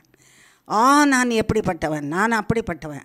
இவ்வளவும் செய்து என்னிடத்துல இருக்கிறத ஒன்றை கூட பாதுகாத்துக்க முடியல. ஒன்று கூட இல்லை, எல்லாம் போயிடுச்சு. இழந்து போனவங்க இருக்கிறாங்கல்ல, இழந்து போய்ட்டு நான் இப்படிப்பட்டவன், நான் அதை சாதிச்சிட்டேன், இதை சாதிச்சிட்டேன், நான் இப்படி இருந்தேன், நான் அப்படி இருந்தேன், என் ஞானம் அப்படி இருந்தது, அறிவு இப்படி இருந்தது, என் அழகு இப்படி இருந்தது, என் ஆஸ்தி இப்படி இருந்தது, என் சொத்து இப்படி இருந்தது, நான் அப்படி மனுஷரை வச்சுட்டு இருந்தேன். எத்தனை பேரை இழந்திருக்கிறோம்? நானுன்னு சொல்லிவிட்டு நீ உனக்கு என்ன குறைச்சலை, உனக்கு என்ன குறைச்சலை? பொய்யான வார்த்தைகளை சொல்லி சொல்லி சொல்லி மனுஷனை அழிக்கிறவன். என்னிடத்துல பொய்யே இல்லை, நான் நல்ல வார்த்தையே பேசுகிறேன். வாய் திறந்தாலே என்ன வார்த்தை தான் வருது? பொய் வார்த்தை வருது, அவன் நம்பிக்கையான வார்த்தை வருது. ஆண்டவரை நம்பி என்னத்தடா கண்டோம்? தினந்தோறும் துதிக்கிறோம், ஆலயத்துக்கும் போகிறோம், காணிக்கை கொடுன்றாரு, அதையும் கொடுத்துட்றோம். ஆனால் நம்ம என்னத்தை கண்டோம்? ஆண்டவரை துதிச்சு நீ என்ன பிரயோஜனம் உனக்கு? அவர் உனக்கு என்ன செய்தார்? யார் சொல்கிறா? சாத்தான் சொல்கிறான். இயேசு கிறிஸ்து என்ன சொல்கிறாரா? விசுவாசி நீ பிழைப்ப, ஆண்டவரை நம்பு நீ பிழைப்ப. என் பேரே சத்தியம். சத்தியம். நான் எதையெல்லாம் இதில் உனக்கு செய்வேன்னு சொல்லியிருக்கிறேனோ அதையெல்லாம் நான் உனக்கு செய்வேன். உயிர்த்தெழுந்த கிறிஸ்து உனக்குள்ளே இருக்கிறார் என்றால் உன் வாயிலிருந்து வார்த்தை நம்பிக்கை உள்ள. இங்கே பாரு, உன் வாயிலிருந்து வார்த்தை என்னவா இருக்கணும்? நம்பிக்கை வார்த்தை. பேசுகிறியா? நீ பேசுகிறியா நம்பிக்கையான வார்த்தையை? யார்கிட்ட இப்போ யாராவது ஒருத்தர்கிட்ட நம்பிக்கையான வார்த்தையை பேசுனேன்னு சொல்லி பார்க்கலாம். கர்த்தர் இப்போ கேட்குறாரு ஒவ்வொருத்தரும் இப்போ வந்து எனக்கு சொல்லணும். இப்போ இன்றைக்கி காலையில் சர்ச்சுக்கு வர வரைக்கும், நேற்று வரைக்கும் யார் இடத்துல நம்பிக்கையான வார்த்தையை பேசியிருக்க? கர்த்தர் செய்வார். நம்ம படுற கஷ்டத்தில் இருந்து என்ன செய்வார்? மீட்டுடுவார். சொல்லியிருக்கியா? யார்கிட்டையாவது சொன்னீங்கன்னா கை வைத்தவங்க பார்க்கலாம். யார் சொன்னது? கை வைத்தவங்க கொஞ்சம். எப்சிபா கிட்ட சொல்லியிருக்கிறேன். சரி, ஆமாம், கொஞ்சம் தண்ணி எடுத்துகிட்டு வாம்மா, போய் கொஞ்சம் தண்ணி எடுத்துன்னு வா. பாஸ்டர் அப்படின்னு சொல்லியிருக்கிறீங்க. Very good. செய்வாருன்னு சொல்லியிருக்கிறீங்க, செய்வாருன்னு சொல்லியிருக்கிறீங்க. சொல்லிவிட்டு என்னம்மா பண்ணுறது, எவ்வளோ நாள் ஆச்சு, அவங்க சொல்கிறாங்க இவங்க சொல்கிறாங்க, வந்து கொடுக்கல இன்னும், நமக்கு அவங்க வந்து எப்போதாம்மா கொடுப்பாங்கன்னு தெரியலையே. சொல்கிறோமா? முந்த நாள் சொன்னோம்ல, 2 பேர் வந்தாங்க ஒரு இடத்துல பார்த்தேன் நான். அந்த 2 பேர் வந்து எங்களுக்கு எப்போ கொடுக்குறீங்க என்ன செய்கிறீங்கன்னு கேட்டாங்க. அவங்களோட போய் சேர்ந்துக்கிட்டுமே, நானும் போய் கேட்டு வரேன், எங்களுக்கு எப்போ கொடுப்பீங்கன்னு. கேட்டோமே அதுக்குள்ளே மறந்துடுவோம். 2 ஒரே நாள் தான் முடிஞ்சிருக்குது. ஒரு நாள் ராத்திரி, ஒரு நாள் பகல், இல்லை? ஆமாவா இல்லையா? இல்லைன்னு சொல்கிறதே போய். ஆமாம், கேட்டோமே. அவங்க 2 பேர் அங்கே வந்திருக்குறாங்க, கழுத்தை மென்னியை பிடிச்சிக்கிறாங்க, சாகாமல் இருக்கட்டும்னு எல்லோரும் பார்த்துட்ருக்குறோம். எல்லாம் நடக்குது. சத்தியத்தையே பேசுகிறோம், உண்மையே பேசுகிறோம், விசுவாச வார்த்தையே பேசுகிறோம், தேவன் செய்வாருன்னு சொல்கிறோம். 2 பேர் செய்யலை, நீங்கள் இன்னும் பண்ணலை, ஒன்றுமே செய்யலைன்னா நம்ம உட்காந்துருக்கிறவங்க ஓடி போய் துணைக்கி குடுன்னு ஓடி போய் அந்த இடத்துல நின்றுக்கிட்டு நானும் போய் கேட்டு வரேன். அதே மாதிரி போய் கேட்டோம்ல. நான் இல்லைன்னு எப்படி சொல்ல முடியும்? அங்கே ஏசாமி படம் எடுத்து வச்சிட்ருக்கிறாரு, வீடியோ படம், பரலோகத்தில். என் கூட நீ துணைக்கு வா. இருங்க அப்புறம் ஜபம் பண்ணிக்கலாம். இப்போ போய் என்ன செய்திடலாம்? அவங்க போய் கேட்ட மாதிரியே நான் கூட அவங்களுக்கு துணை ஜோடி போய் சேர்ந்துக்கிறேன். இது வரைக்கும் கர்த்தர் செய்திருவார், கர்த்தர் உண்மையாக செய்திருவார், கர்த்தர் விசுவாசத்தோடு இருக்க சொல்லியிருக்காரு, செய்வாருன்னு சொல்லினே இருந்து 2 பேர் செய்ய மாட்டாங்களா, எப்போ செய்வீங்கன்னு கேட்கும்போது அவங்களோட ஓடி போய் நான் நின்றுக்கிறேன்னு போனால் எந்த கூட்டத்தை சேர்ந்துருக்குறோம்? நம்ம எந்த கூட்டத்தை சேர்றோம்? இப்படிப்பட்ட பொய்யின் கூட்டத்தை திடீர்னு, அதுதான் சாத்தான் கொடுக்குற ஆலோசனை. உறுதியாக நிற்க முடியல பற்றியா நமக்கு? அப்படி சாத்தான் வந்து சொன்னாலும் இல்லை, நான் நம்பி இருக்கிறவர் கட்டாயமாக என்ன செய்வார்? விடுவிப்பார். நான் நம்பி இருக்கிற விடுவிப்பாருன்னு சொல்லிவிட்டு அந்த கூட்டமாக நான் போய் சேராதபடிக்கு நான் இருக்கிற இடத்துல இருந்திருந்தால் சத்தியபரர் எனக்குள்ளே இருக்கிறாரு. ஒரு உதாரணத்துக்காக இதை சொல்கிறார் கர்த்தர். இப்படி பல காரியங்கள், பல நிகழ்ச்சிகள், பல சூழ்நிலைகள், ஒவ்வொரு மனுஷருக்கும் வந்திருக்கிற அத்தனை பேருக்கும் ஒவ்வொரு நிகழ்ச்சிகள், பல நிகழ்ச்சிகள், அத்தனை நிகழ்ச்சிகளும் நடக்கும்போது கர்த்தர் செய்வாருன்னு சொல்லி முடிச்சுட்டு, செய்தியை கேட்டு முடிச்சுட்டு எழுந்து போகும்போது என்னத்தை செய்தார், என்ன பண்ணாருன்னு சொல்லணுன்னா யார் குடியிருக்கிறா? ஆமாம், பொய்யன் இருக்கிறான். கர்த்தர் உயிர்த்தெழுந்த இயேசு கிறிஸ்து சத்தியபரராய், உண்மை உள்ளவராய், சத்தியபரராய் ஜீவித்திருக்கிறாராம். அவர் உயிர்த்தெழுந்தது உனக்காக தான். அவர் சாக வேண்டிய அவசியமே இல்லை. அவர் மரித்தது உனக்காக தான். அது அவருடைய பிரயாசத்தை வீணாக்குறீங்க, மிதிக்கிறீங்க நீங்கள் அப்படின்னு கர்த்தர் சொல்கிறார்.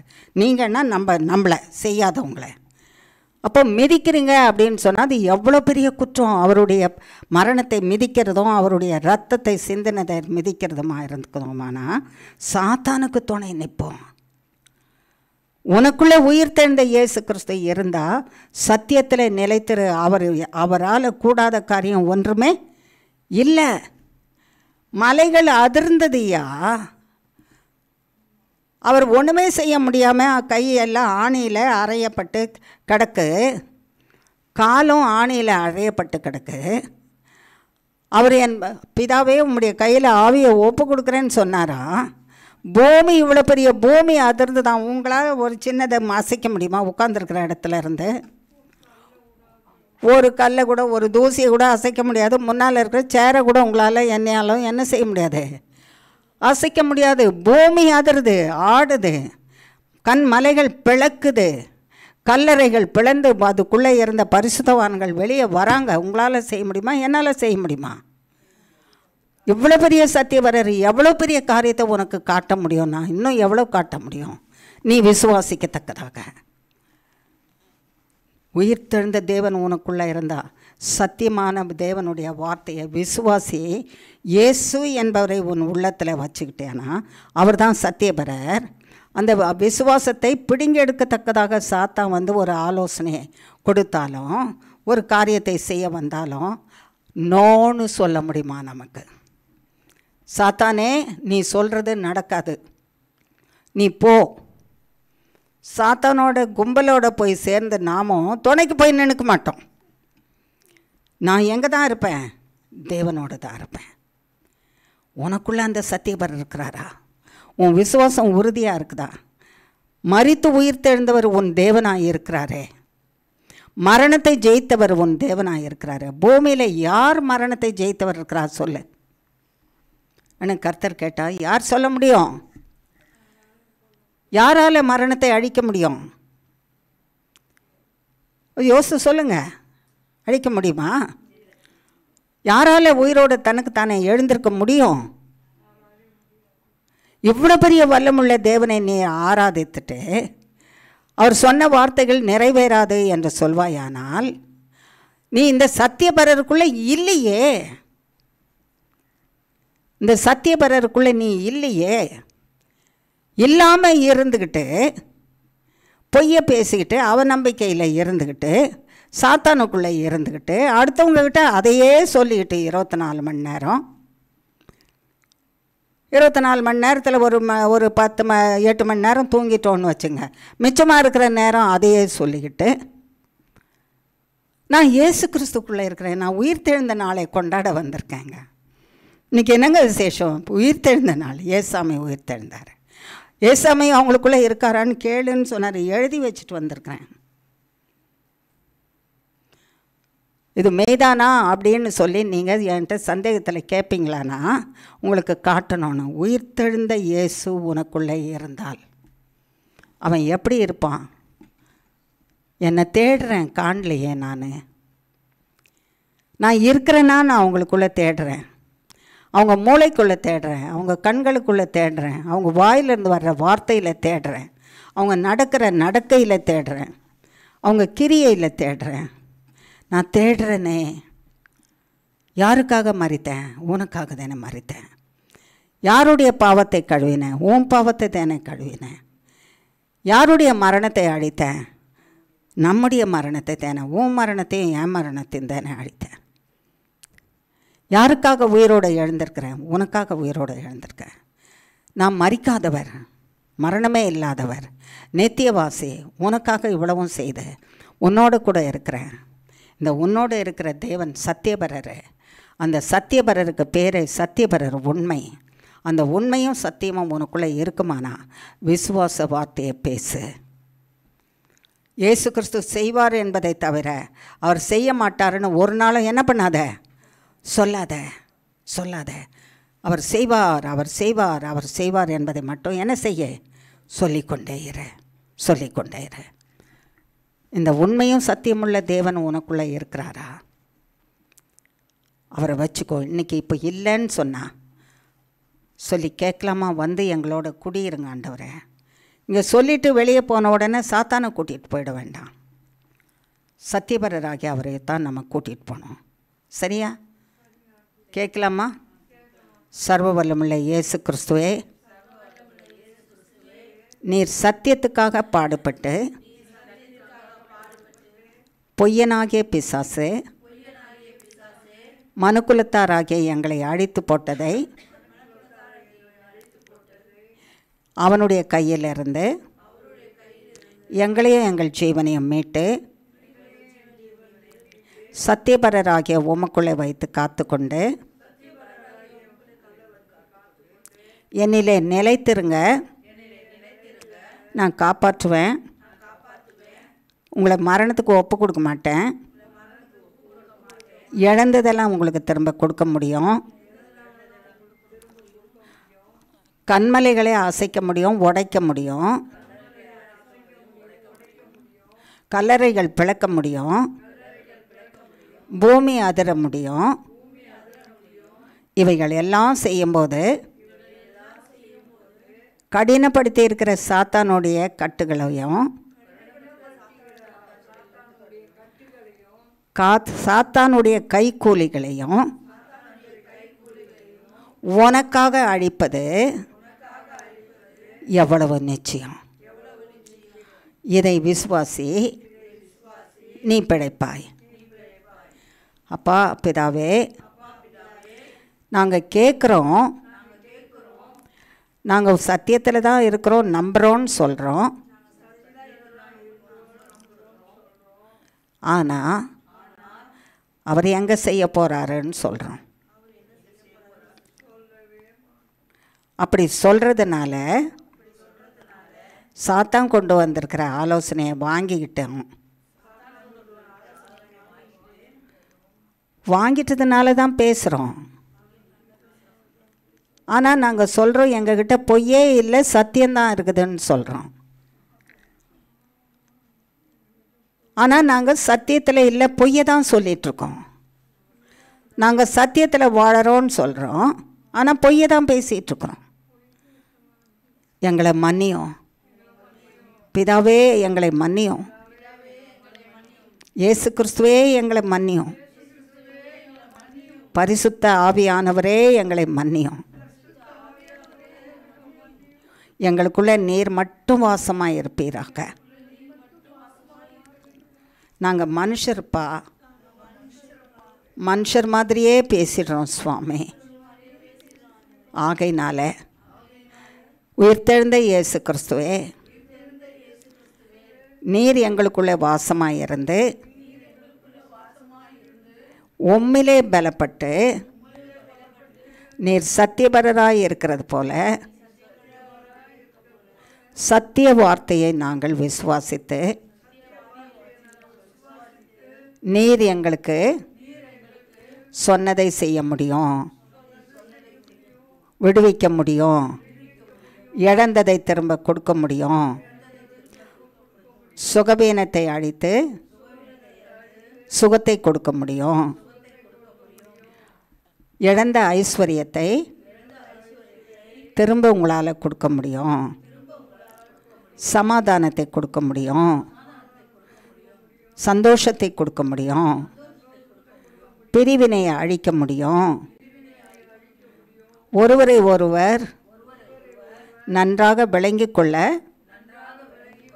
செய்ய முடியும். அப்படியாக உம்மை போல சத்தியபரரே நாங்கள் வாழ எங்களுக்கு கிருபை செய்யுங்க. எங்களை உம்முக்கூட கரத்தில் ஒப்பு கொடுக்குறோம். நீர் எங்களுக்குள்ளே வந்து வாசமாக இருந்து நீர் பூமியிலே வந்து ராஜரீகம் அமைக்கும் பரியந்தம் எங்களை கைவிடாமல் காப்பாற்றுங்க. இயேசு கிறிஸ்துவின் நாமத்தினால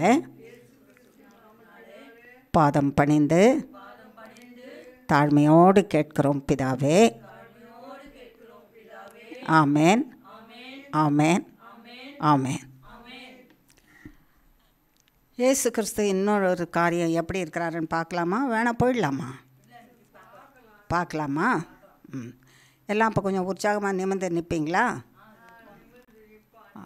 சரி. ஏன்னா இன்றைக்கி நமக்கு முதல்ல சொல்லி கொடுத்துட்டாருல்ல, சத்தியத்தின் பட்டயத்தையுமாக இயேசு கிறிஸ்துவை வச்சிட்ருக்குறோன்னு சொல்லி பொய்யை தான் சாத்தானை வச்சிட்ருக்குறோம். இப்போ நமக்கு தெரிஞ்ச பிறகு அவன் வேண்டான்னு கர்த்தரிடத்தில் ஒப்பு கொடுத்துட்டோம் இல்லையா? இப்போ ஏசாமி வந்திருப்பார் இல்லையா நமக்கு? அப்போ சத்திய வாழ்வு வாழ உதவி செய்வாரா? அப்போ விசுவாச வார்த்தையை வாயில் என்ன செய்யணும்? பேசணும். வாயில் இயேசு கிறிஸ்து இருந்தால் தான் விசுவாச வார்த்தையை பேச முடியும். உள்ளத்தில் ஏசாமி இருந்தால் தான் சொல்லுமா, உள்ளத்தில் ஏசாமி இருந்தால் தான் சத்திய வார்த்தையை பேச முடியும். அது விசுவாச வார்த்தை. உள்ளத்தில் ஏசாமி இருந்தால் தான் அவர் உயிர்த்தெழுந்தவர். எல்லா பாவத்தையும் அழித்தது போல என் பயத்தையும் திகிலையும் என் குறைவையும் என் வேதனையும் என் அவிசுவாசத்தையும் அழிச்சு போட்டார். அறிக்கை பண்ணலன்னா உட்கார்ந்துருக்கோம் உள்ளவே, அழிச்சு போட்டார். ஆகையினால தான் சிலுவை மரணம். அழித்து போடுறதுக்கு தான் என்னது அவருக்கு சிலுவை மரணம். அதை அழித்து போட்டுட்டு அது ஒன்றுமே வராதபடிக்கு விசுவாசத்தோட விசுவாச வார்த்தையை, சத்திய வார்த்தையை, அவர் சொன்னதை நிறைவேற்றுகிறதற்கு உயிரோடு எழுந்து உனக்குள்ளவும் எனக்குள்ளவும் இருக்கிறார். இதுவரைக்கும் நாங்கள் பொய்யை நம்பி ஏமாந்து போயிட்டோம், கஷ்டப்பட்டுட்டோம், நஷ்டப்பட்டுட்டோம். அதெல்லாம் எங்களுக்கு பெரிய காரியம். பெரிய காரியமாக இல்லையா? எங்களால் முடியாது. ஆனால் கர்த்தர் என்ன சொல்கிறாரு? என்னை விசுவாசி, என்னால் முடியும்னு இதை ஒன்றுமில்லமாக்கிடுவேன். உனக்கு பெரிய காரியமாக இருக்கிற காரியத்தை ஒன்றுமில்லாமல் நிர்மூலமாக்கிடுவேன். உனக்கு லகு உண்டு பண்ணி, உனக்கு சமாதானத்தை உண்டு பண்ணி, நீ பயப்படுற காரியம் நேரிடாதபடிக்கு செய்து உன்னை வாழ வைப்பேன். நான் விசுவாசிக்கிறேன் ஆண்டவரே. சொல்வோமா? நான் விசுவாசிக்கிறேன் ஆண்டவரே. நான் வாய் திறந்து விசுவாசிக்கிறேன். வாய் திறந்த விசுவாசத்தை அறிக்கை பண்ணலைன்னா விசுவாசமே இல்லை. உள்ளத்தில் அறிக்கை பண்ணலைன்னா அது விசுவாசமாகவே இருக்காது. நான் அறிக்கை பண்ணுற ஆண்டவரே, நீங்கள் வாழ வைப்பீங்க, வாழ வைப்பீங்க. பூமி எப்படி பார்க்குறதுக்கு சத்தியமாய் தெரியுதோ நமக்கு, பரலோகமும் அப்படி தான் இருக்குது சத்தியமாக. பரலோகமும் அப்படி தான் உண்மையாக இருக்குது. இங்கேருந்து நான் அங்கே கொண்டு போய் வைப்பேன்னு சொன்னாருன்னா கொண்டு போய் வைப்பார். அதுக்கு எனக்கு சத்தியம் தேவை. நான் பரலோக வாசி ஆகணும்னா எனக்குள்ளே என்ன வேணும்? சத்தியம் வேணும். என்னுடைய இருதயத்தில் சத்தியம் வேணும். அந்த சத்தியம்தான் விசுவாசம். தேவன் தான் அந்த சத்தியத்தை எனக்கு கொடுக்கிறவர். என்ன அந்த சத்தியம்? சாத்தானை அழித்து என்னை ஜீவனை கொடுத்து அவர் இருக்கிற இடத்துல வைப்பார். விசுவாசம் தான் கிடைக்கும். விசுவாசிக்கலைன்னா கிடைக்காது. நம்பினா தான் கிடைக்கும். நம்பாட்டா என்ன செய்யாது? கிடைக்காது.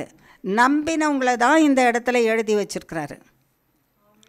இப்படி ஒரு புஸ்தகம் பரலோகத்தில் இருக்குதான். அந்த பரலோகத்தில் இப்படி நம்பினவங்க பேர் தான் எழுதி வச்சிருக்கிறாராம். அவர் நியாயாதிபதியாக உட்கார்ந்தாருன்னா அந்த புஸ்தகங்கள் திறக்கப்படுமா. அந்த புஸ்தகத்தில் உன் பேரும் என் பேரும் இருக்கான்னு அதில் பார்ப்பாராம். இந்த பூமியில் இருக்கிற காரியத்தையே நம்ம நம்பலைன்னா எப்படி பரலோகத்துக்கு போகிறது? அவர் செய்வாருன்னு சொல்லியே பாரு, நம்பியே பாரு, என்ன நஷ்டமாயிடும்? அவர் செய்ய மாட்டார் செய்யலைன்னு சொல்லி என்ன அள்ளிக்கிட்டீங்க? எவ்வளோ பணத்தை அள்ளிக்கிட்டீங்க? எவ்வளோ குடும்பத்தை சேர்த்துட்டீங்க? எவ்வளோ மாளிகை கட்டிட்டீங்க? சொல்லி இல்லைன்னு சொல்லி மாட்டார் செய்ய மாட்டாருன்னு சொல்லி என்னெல்லாம் சம்பாதிச்சிட்டிங்க. அப்புறம் ஏன் சொல்கிறீங்க சம்பாதிக்காததை? அப்போ இடையில இதை சொல்லக்கூடாதே? அந்த கூட்டத்தோடு ஓடி போய் சேர்ந்துடக்கூடாதே? கை கோத்துக்கிட்டோமே, நாங்களும் போய் கேட்டு வந்துடுறோன்னு. அப்போ நம்ம 2 வாழ்க்கை வாழ்ந்தோன்னா பரலோகத்துக்கு எப்படி போவோம்? அவருக்கு எவ்வளோ வேசனமாக இருக்கும். நான் மரித்தது இவர்களுக்காக வீணாக போச்சே, நான் உயிரோடு உயிரோடு இருக்கிறது இவர்களுக்காக வீணாக போச்சேன்னு சொல்வார்ல. அப்போ அவர் செய்வாருன்னு சொல்லி பாருங்கள், நீங்கள் பெற்றுக்கொள்கிறீங்களா இல்லையான்னு பாருங்கள். செய்ய மாட்டாருன்னு சொன்னதுனால இன்னும் பெற்றுக்கொள்ளலை. நம்ம சொல்கிறபடி தானே, வாயின் வார்த்தையின்படி தானே இருக்குது. மரணமோ என்னவோ ஜீவனோ. மரணமோ யார் அதிகாரத்தில் இருக்குது? நாவின் அதிகாரத்தில் இருந்தான். நாக்கில் தான் வச்சுருக்கிறாராம். அவருடைய மரணமும் ஜீவனும் அவங்கவுங்க நாக்கில் தான் வச்சுருக்கிறாராம். இந்த நாக்கில் கர்த்தர் மரணத்தையும் ஜீவனையும் வச்சுருக்கிறாராம். நான் ஜீவன் கொடுப்பார் எனக்கு தேவன், நான் ஜீவிப்பேன், என்னை மன்னிப்பார். நான் ஜீவிக்கத்தக்கதாக தேவன் என் பாவத்தை மன்னிக்கிறதற்காக மரித்தார். உயிரோடு எழுந்திருக்கிறாரு ஜீவன் அதிபதி. எனக்கு ஜீவனை கொடுத்து அவர் நாம மகிமைக்காக வாழ வைப்பார். அவரால் செய்ய முடியாத அதிசயமான காரியம் ஒன்றும் இல்லை. இவ்வளோ பெரிய வானத்தை உண்டாக்கினவர், அதிர செய்கிறவர், கண்மலையை வெடிக்க செய்கிறவர், புயலை உண்டாக்குகிறவர், பெரிய பெரிய பாலங்களை உடைக்கிறவர், பிரிட்ஜுகளை உடைக்கிறவர், சுவர்களை உடைக்கிறவர், கண்மலையை பெயர்க்கிறவர், என் பிரச்சனை யார்கிட்ட இருந்து வருது? யார்கிட்ட இருந்து வருது பிரச்சனை? சாத்தான்கிட்ட இருந்து. அவன் தலையை நசுக்கினவர் என் பிரச்சனையை அழிக்க மாட்டாரா? சாத்தானின் தலையை நசுக்கினவர், சொல்லுங்கள், சாத்தானின் தலையை நசுக்கினவர் என் பிரச்சனையை நசுக்கி அழித்து போடுவார் என்று இயேசு கிறிஸ்துவின் நாமத்தினால அறிக்கை பண்ணுறேன். இயேசு கிறிஸ்துவின் நாமத்தினால அறிக்கை பண்ணுறேன். இது பண்ணாதான் நம்ம பெற்றுக்கொள்வோம். பண்ண மாட்டார், அவர் பண்ண மாட்டார். உன்னால் நஷ்டம், என்னால் நஷ்டம், அவங்களால நஷ்டம், இவங்கள நம்பின நஷ்டம், அவங்கள நம்பின நஷ்டம். நீ நஷ்டத்தையே பேசிகிட்டு இருந்தேன்னா சாத்தானாகிய பொய்யை பற்றியே நீ அவனுக்கு பெரிய பிரமாதமா. அவன் பெரிய பிஸ்தா சொல்கிறாங்கல்ல, அவன் பெரிய பிஸ்தா, அவனை ஜெயிக்க முடியாது. அவன் அந்த உனக்கும் எனக்கும் பிஸ்தாவாக இருக்கிறவனை யார் ஜெயித்தது? யார் ஜெயித்தா? பேர் இல்லையோ அவருக்கு? என்ன பேர்? கர்த்தராகிய சொல்லுங்க, வாய் தர. அவர் பேரை சொல்கிறதுக்கு மனசு வரல. சாத்தான் பேரை சொன்னீங்களா? கர்த்தராகிய இயேசு கிறிஸ்து அதை அழித்தவர். உனக்கும் எனக்கும் அவன் பிஸ்தா முடியல. அவன் அவரை பார்த்து பயந்து நடுங்கிட்டு இருக்கிறான், அவனை பார்த்து நம்ம பயந்து நடுங்கிட்டு இருக்கோம். என்ன பரிதாபம்! அவன் ஏசாமியை பார்த்து பயந்து நடுங்கிட்டு இருக்கான். ஐயோ, இவங்களுக்கு துணையாக நிற்கிறாரு, அவர் உயிரோடு எழுந்துச்சு வந்துட்டாரு, அவங்க பாவங்களெல்லாம் அழிச்சிட்டாரு, இவங்க செய்த பாவமெல்லாம் அப்படியே இருந்துதானா இவங்களை அழிக்கிறதுக்கு நல்லா இருக்குமே, இவர் சும்மா இல்லாமல் இறங்கி வந்து இவங்க பாவத்தெல்லாம் அழிச்சிட்டாரு, இவங்க அவருடைய ரத்தத்தினால சுத்தமாக்கிட்டாரு, அவர் மரணத்தை அழிச்சிட்டாரு, என் தலையை நசுக்கி போட்டார். என் தலைன்னா என் தலை இல்லை, சாத்தானுடைய தலையை நசுக்கி போட்டார். இனிமேல் ஜீவன் வந்துருச்சு, இவங்க நரகத்துக்கு வர மாட்டாங்களே, இவங்க நன்மையை பெற்றுடுவாங்களே, இவங்களுக்கு விசேஷ காரியங்களை செய்துடுவார், இவர் இயேசு கிறிஸ்து செய்துட்டாரு, இவர் வந்துட்டார், இவர் செய்துட்டாருன்னு அவர் கடுகுடுன்னு நடுங்கிட்டு இருக்கான். நம்ம அவரை பார்க்குறத விட்டுட்டு யாரை பார்த்துக்கிட்டு இருக்கிறோம்? சாத்தானை பார்த்துட்ருக்கோம். அவனு காட்டுறானேன்னுட்டு பார்த்துட்டு உட்காந்துருக்கோம். இல்லைன்னு சொல்கிறதுக்கு பதிலுக்கு செய்வார்னு சொல்லி பாருங்களேன். என்ன கெட்டு போச்சு? நடக்காது, செய்ய மாட்டார், மன்னிக்க மாட்டார், கிடைக்கவே கிடைக்காதுன்னு சொல்லி இன்றைக்கி வரைக்கும் ஒன்றுமே கிடைக்கல. வாங்கிட்டோமா? ஒரு பைசா கிடைச்சிருச்சா? சொல்லி பார்க்கலாம், கர்த்தர் வந்து செய்வாருன்னு. எனக்காக மரித்தவர் எனக்கு செய்வார், எனக்காக என் பாவத்தை மன்னிக்கிறதுக்காக மரித்தவர், நான் ஜீவிக்கிறதுக்காக உயிரோடு எழுந்திருக்கிறவர், அவர் எனக்கு செய்வாருன்னு சொல்லி பார்க்கலாமே. செய்யாதவரையா நம்ம சொல்வோம்ல, சொல்லி பார்க்கலாமா? யாரெல்லாம் இன்றைக்கி தீர்மானம் பண்ணுறீங்க, நான் இனிமேல் அதை தான் சொல்லுவேன், என் தேவனால் தான் செய்ய முடியும். என் கை நீள கை கர்த்தர் கொடுத்துருக்காரு, அது ஏன் இப்படி குறுகி போகுது? கர்த்தருக்கென்றே வந்து நீள கை உயரலைன்னா அப்புறம் யாருக்கு உயரம்? அது சாத்தானுக்கா? அப்புறம் அவர் கொடுத்த கை அவரை மகிமைப்படுத்துறதுக்கு உயர வேண்டாமா? ஆமாம். அப்போ அரையும் குறையமா தான், ஐயோ எங்கே இவர் செய்ய போகிறாரு, இவங்க சும்மா கால்னு கத்திட்டுருக்காங்க அப்படின்னு இங்கே நம்ம இப்படியே நினச்சியானா சாத்தான் தான் இருக்கிறான் உள்ள. சத்தியவரர் இல்லை, உயிர் தெழுந்த இயேசு இல்லை. நீ கேளு என்று சொன்னார். உயிர் தெழுந்த இயேசு கிறிஸ்து உனக்குள்ளே இருக்கிறாரான்னு கேளு. அப்போ அவருடைய கட்டளையை கேட்டு கீழ்ப்படிஞ்சு தான் உங்கள்கிட்ட கேட்டுக்கிட்டு இருக்கிறேன் இந்த செய்தி. அந்த உயிர்த்தெழுந்த கிறிஸ்து உனக்குள்ளே இருந்தா விசுவாசி, நீ இழந்ததெல்லாம் பெற்றுக்கொள்வ. அழகாக கர்த்தர் சொல்லியிருக்கார், உன் கண்ணீரெல்லாம் துடைப்பார், உன் கவலைகளை எல்லாம் மாற்றுவார், உன் தேவைகளை எல்லாம் சந்திப்பார், உன்னை கைவிடாத இருப்பார், அவர் வரும் பரியந்தம் உன்னை அவரிலே நிலைநிறுத்தி காத்துக்கொள்வார். அதையே அறிக்கை பண்ண. நடக்காது இருக்கும்போதே நடக்குதுன்னு சொல்ல, அது பொய் இல்லை, சத்தியபரர் செய்வார். அவர் ஒருத்தரால் தான் செய்ய முடியும். ஏன்னா ஒரு காரியத்தை அவரை குறித்து பார்க்கலாம். வெளிப்படுத்தின விசேஷம் 19ஆம் அதிகாரம்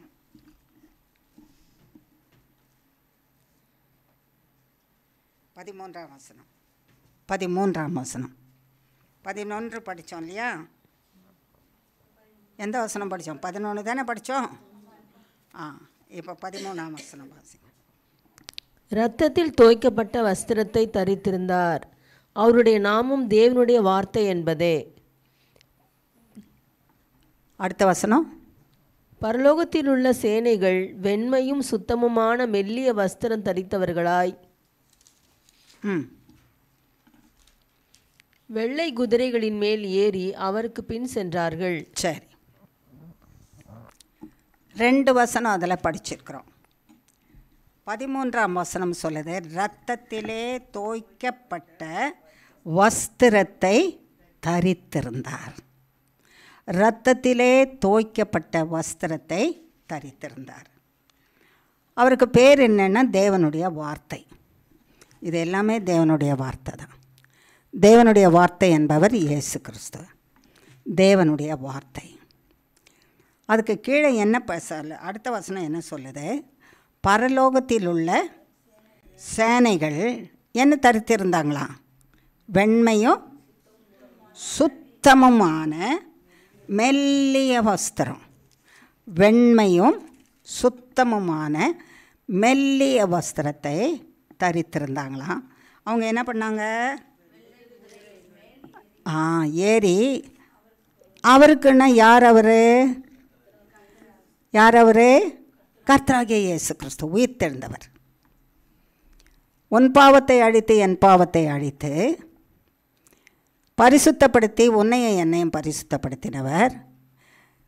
மரணத்தை அழித்து ஜீவ அதிபதியாக எழுந்தவர். உன் தேவன் என்னுடைய தேவன். இந்த தேவனுக்கு பின்னாலே போனாங்க. அவர் என்ன வஸ்திரம் போட்டிருந்தாரா?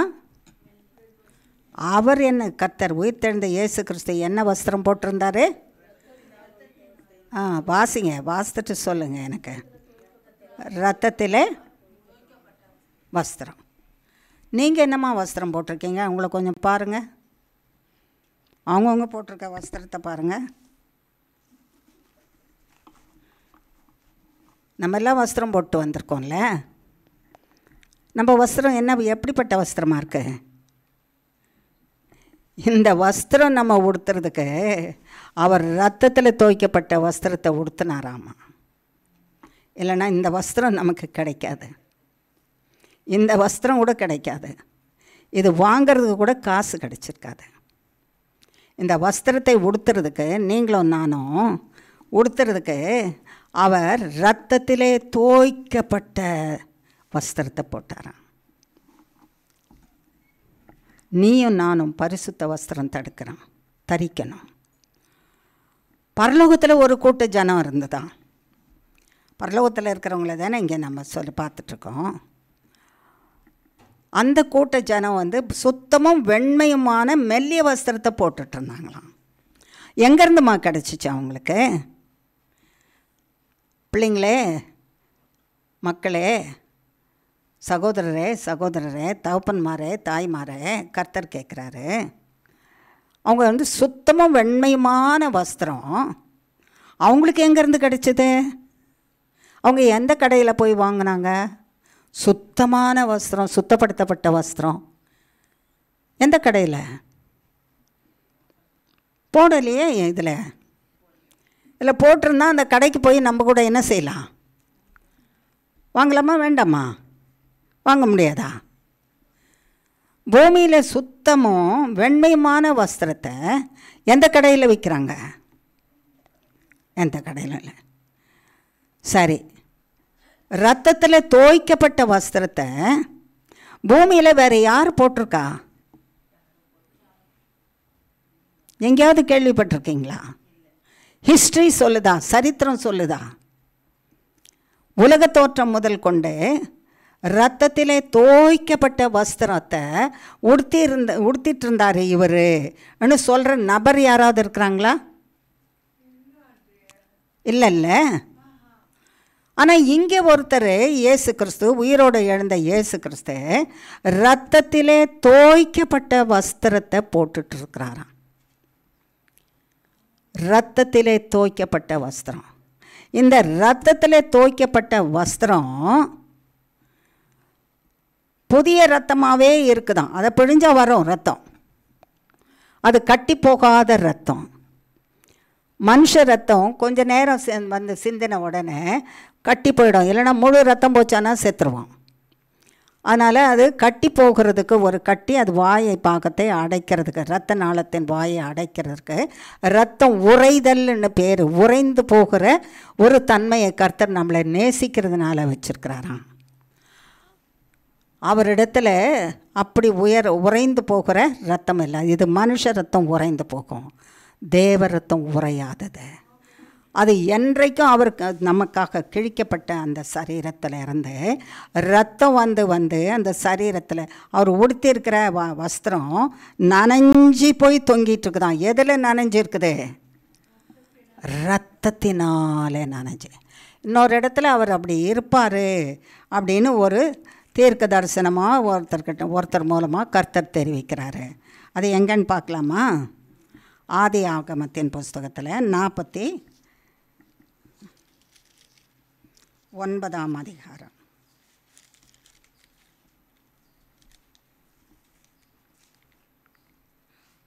9-11 வசனம்.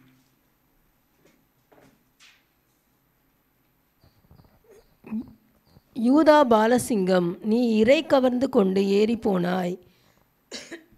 என் மகனே, சிங்கம் போலும் கிழச்சிங்கம் போலும் மடங்கி படுத்தான். அவனை எழுப்புகிறவன் யார்? சமாதான கர்த்தர் வருமளவும் செங்கோல் யூதாவை விட்டு நீங்குவதும் இல்லை. நியாய பிரமாணிகன் அவன் பாதங்களை விட்டு ஒழிவதும் இல்லை.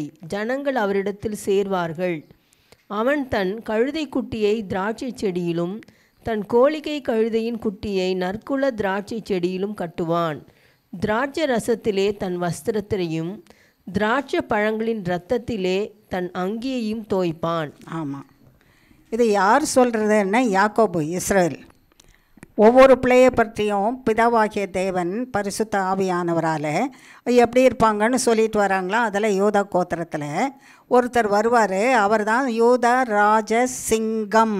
யார் அவர்? யூத ராஜ சிங்கம். அவருக்கு இன்னொரு பெயர் என்னன்னா 10ஆம் வசனத்தில் சமாதான கர்த்தர். நம்ம உள்ளத்தில் சமாதானம் இல்லை பார்த்தீங்களா? கலங்கி போயிருக்கிறோம்ல.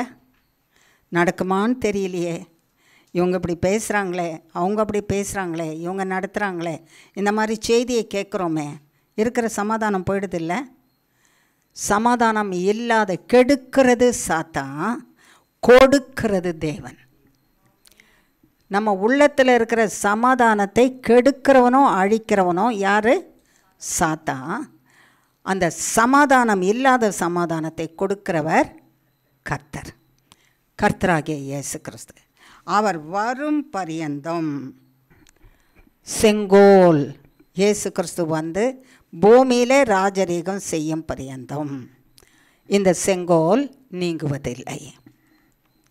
அது ராஜரீகமான செங்கோல். சரி, அவரை பற்றி, அவர் சமாதான கர்த்தர், அவர் எப்படி வருவார் அப்படின்னு சொன்னால், இந்த கடைசி 2 வரியை வாசிக்கிறேன்.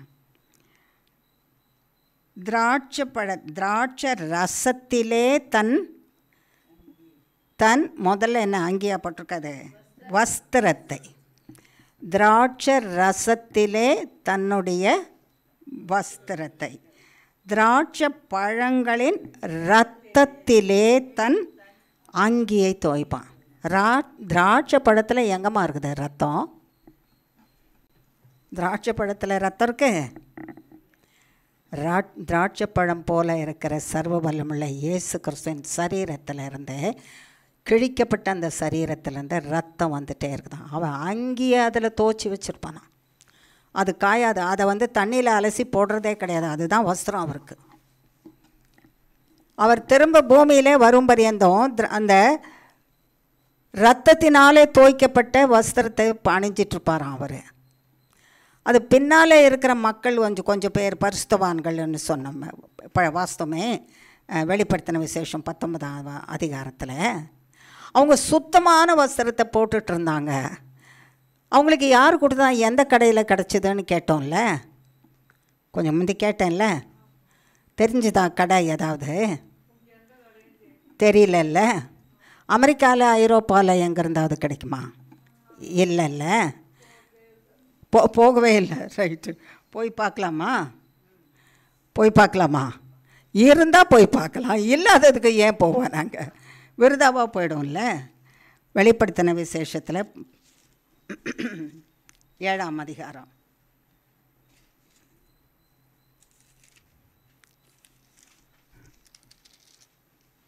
13-14.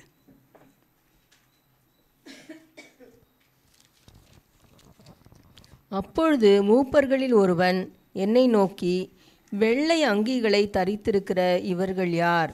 எங்கே இருந்து வந்தார்கள் என்று கேட்டான். அதற்கு நான், ஆண்டவனே, அது உமக்கே தெரியும் என்றேன். அப்பொழுது அவன், இவர்கள் மிகுந்த உபத்திரவத்திலிருந்து வந்தவர்கள். இவர்கள் தங்கள் அங்கிகளை ஆட்டுக்குட்டியானவருடைய இரத்தத்திலே தோய்த்து வெளுத்தவர்கள். போதும் போதும். வெள்ளை வஸ்திரத்தை அங்கிகளை தரித்துட்டு பரலோகத்தில் இருந்தாங்களா? இவங்க யார், எங்கேருந்து வந்தாங்க? இந்த வெள்ளை வஸ்திரத்தை தரித்திருக்கிறவங்கன்னா அவருக்கு, யோவானுக்கு தெரியல. தூதன் அவருக்கு சொல்கிறாராம், இவர் யார்? மிகுந்த உபத்திரவத்தில் இருந்து வந்தவங்க. என்ன உபத்திரவம்? மிகுந்த உபத்திரவம், தாங்க முடியாத உபத்திரவம். இப்போ இன்றைக்கி சொல்லுங்கள் பார்க்கலாம், நான் தாங்க முடியாத உபத்திரவத்தில் இருக்கிறேன்றவங்க கை வைத்தங்க பார்க்கலாம். பலருடைய பாரத்தை ஏற்றுக்கொண்டு பலருடைய பிரச்சனைகள் இன்னும் நீங்களையேன்னு கண்ணீரோடும் கவலையோடும் ஜனந்தோறும் ஜெபிக்கிறேன். நான் மிகுந்த பாரத்தோடு இருக்கிறேன். உங்கள் பிரச்சனை நீங்களேன்னு நீங்கள் மிகுந்த உபத்திரவத்தினால பாரத்தோடு இல்லை இருக்கிறீங்கல்ல? கையை உயர்த்து கர்த்தர் முன்னால் ஆனஸ்ட்டாக ஆமாம் நான் இருக்கிறேன்னு சொல்ல மாட்டிங்களா? கர்த்தர் முன்னாலேயே உண்மை இல்லை, அப்புறம் யார் முன்னால் உண்மையாக இருப்போம்? கர்த்தர் முன்னால நான் இல்லைன்னு சொல்லிட்டு போயிட்டேன்னா, பத்தியா இங்கே இங்கேயே போய் சொல்லிட்டு போறீங்க. சத்தியபரருடைய பிள்ளையாக இருந்துக்கிட்டு நீ என்ன பேசிட்டு போகிற? பொய்ய பேசிட்டு போறீங்க. இங்கேயே உனக்கு மாய்மாலமான வாழ்க்கைன்னா தனிமையாக நீ வாழ்கிற வாழ்க்கையில் எவ்வளோ மாய்மாலமான வாழ்க்கை இருக்கணும். அவமானப்படுத்துறதுக்காக கை கீழ் போடுவான். அவமானப்படுத்துறதுக்காக கர்த்தர் கேட்கல. நீ மிகுந்த உபத்திரவத்தில் இருக்கிறியா? தினந்தோறும் நீ சொல்கிற அந்த உபத்திரவத்தின் மத்தியில் நீ சொல்கிறியா, என் இயேசு உயிரோடு எழுந்தவர் எனக்காக என் பாவத்துக்காக மரித்தார், அவர் உயிரோடு எழுந்தார், என்னை பரிசுத்தப்படுத்தியிருக்கிறாரு, அவர் என்னுடைய மரணத்தை அழித்தார், எனக்கு ஜீவனை கொடுத்துருக்கிறாரு, என் நஷ்டத்தையும் கஷ்டத்தையும் அவர் அழிச்சிட்டாரு, சிலுவையில் அழிச்சிட்டாரு, அதை பாதாளத்தில் கட்டி போட்டார், ஜெய கிறிஸ்துவாக எழுந்திருக்கிறாரு. மரணத்தின் மேலே ஜெயம், என் பிரச்சனையின் மேலே ஜெயம், என்னுடைய கஷ்டத்தின் மேலே ஜெயம், என் உபத்திரவத்தின் மேலே ஜெயமாய் எழுந்திருக்கிறாருன்னு நீ சொல்ல சொல்ல சொல்ல சொல்ல உன் வஸ்திரம் இயேசு கிறிஸ்துவின் இரத்தத்தினால வெள்ளையாயிட்டே வருதான், வெளுத்துக்கிட்டே வருதான். இயேசு கிறிஸ்துவின் மிகுந்த உபத்திரவத்தில் இருந்து இயேசு கிறிஸ்துவின் ரத்தத்தினால தோச்சி எடுக்கிறாங்களாம். அதை எப்படி தோச்சி எடுக்கிறாங்க? என் இயேசு எனக்காக மரித்தார், என் இயேசு எனக்காக மரித்தார், என் இயேசு எனக்காக மரித்தார், என் இயேசு எனக்காக மரித்தார். அவர் மரித்தவர் உயிரோடு எழுந்திருக்கிறாரு. அவர் மரித்தவர் என்ன செய்தார்? என் பிரச்சனைகளை அழிச்சிட்டாரு. எனக்கு நன்மை செய்கிறதுக்கும் என்னை மீட்டு எடுக்கிறதுக்கும் தான் அவர் உயிரோடு எழுந்திருக்கிறாரு. அவர் என்னிலே இருக்கிறாரு. உயிர்த்தெழுந்த இயேசு கிறிஸ்து உன்னிலே இருந்தால் உன் வஸ்திரம் வெளுக்கப்படும். இயேசுவின் இரத்தத்தினாலே உன்னுடைய வஸ்திரம் வெளுக்கப்படும். மிகுந்த உபத்திரவம் இல்லாதபடிக்கு ஒழிந்து போகும். உன் பிரச்சனைகள் என்ன? அந்த பிரச்சனை வஸ்திரம் எப்படி அழுக்காக இருக்குதுன்னு ஒரு 2 வசனத்தை வாசிக்கலாம். கலாத்தியர் 5ஆம் அதிகாரம் 19 இருந்து 21 வரைக்கும் வாசிங்க.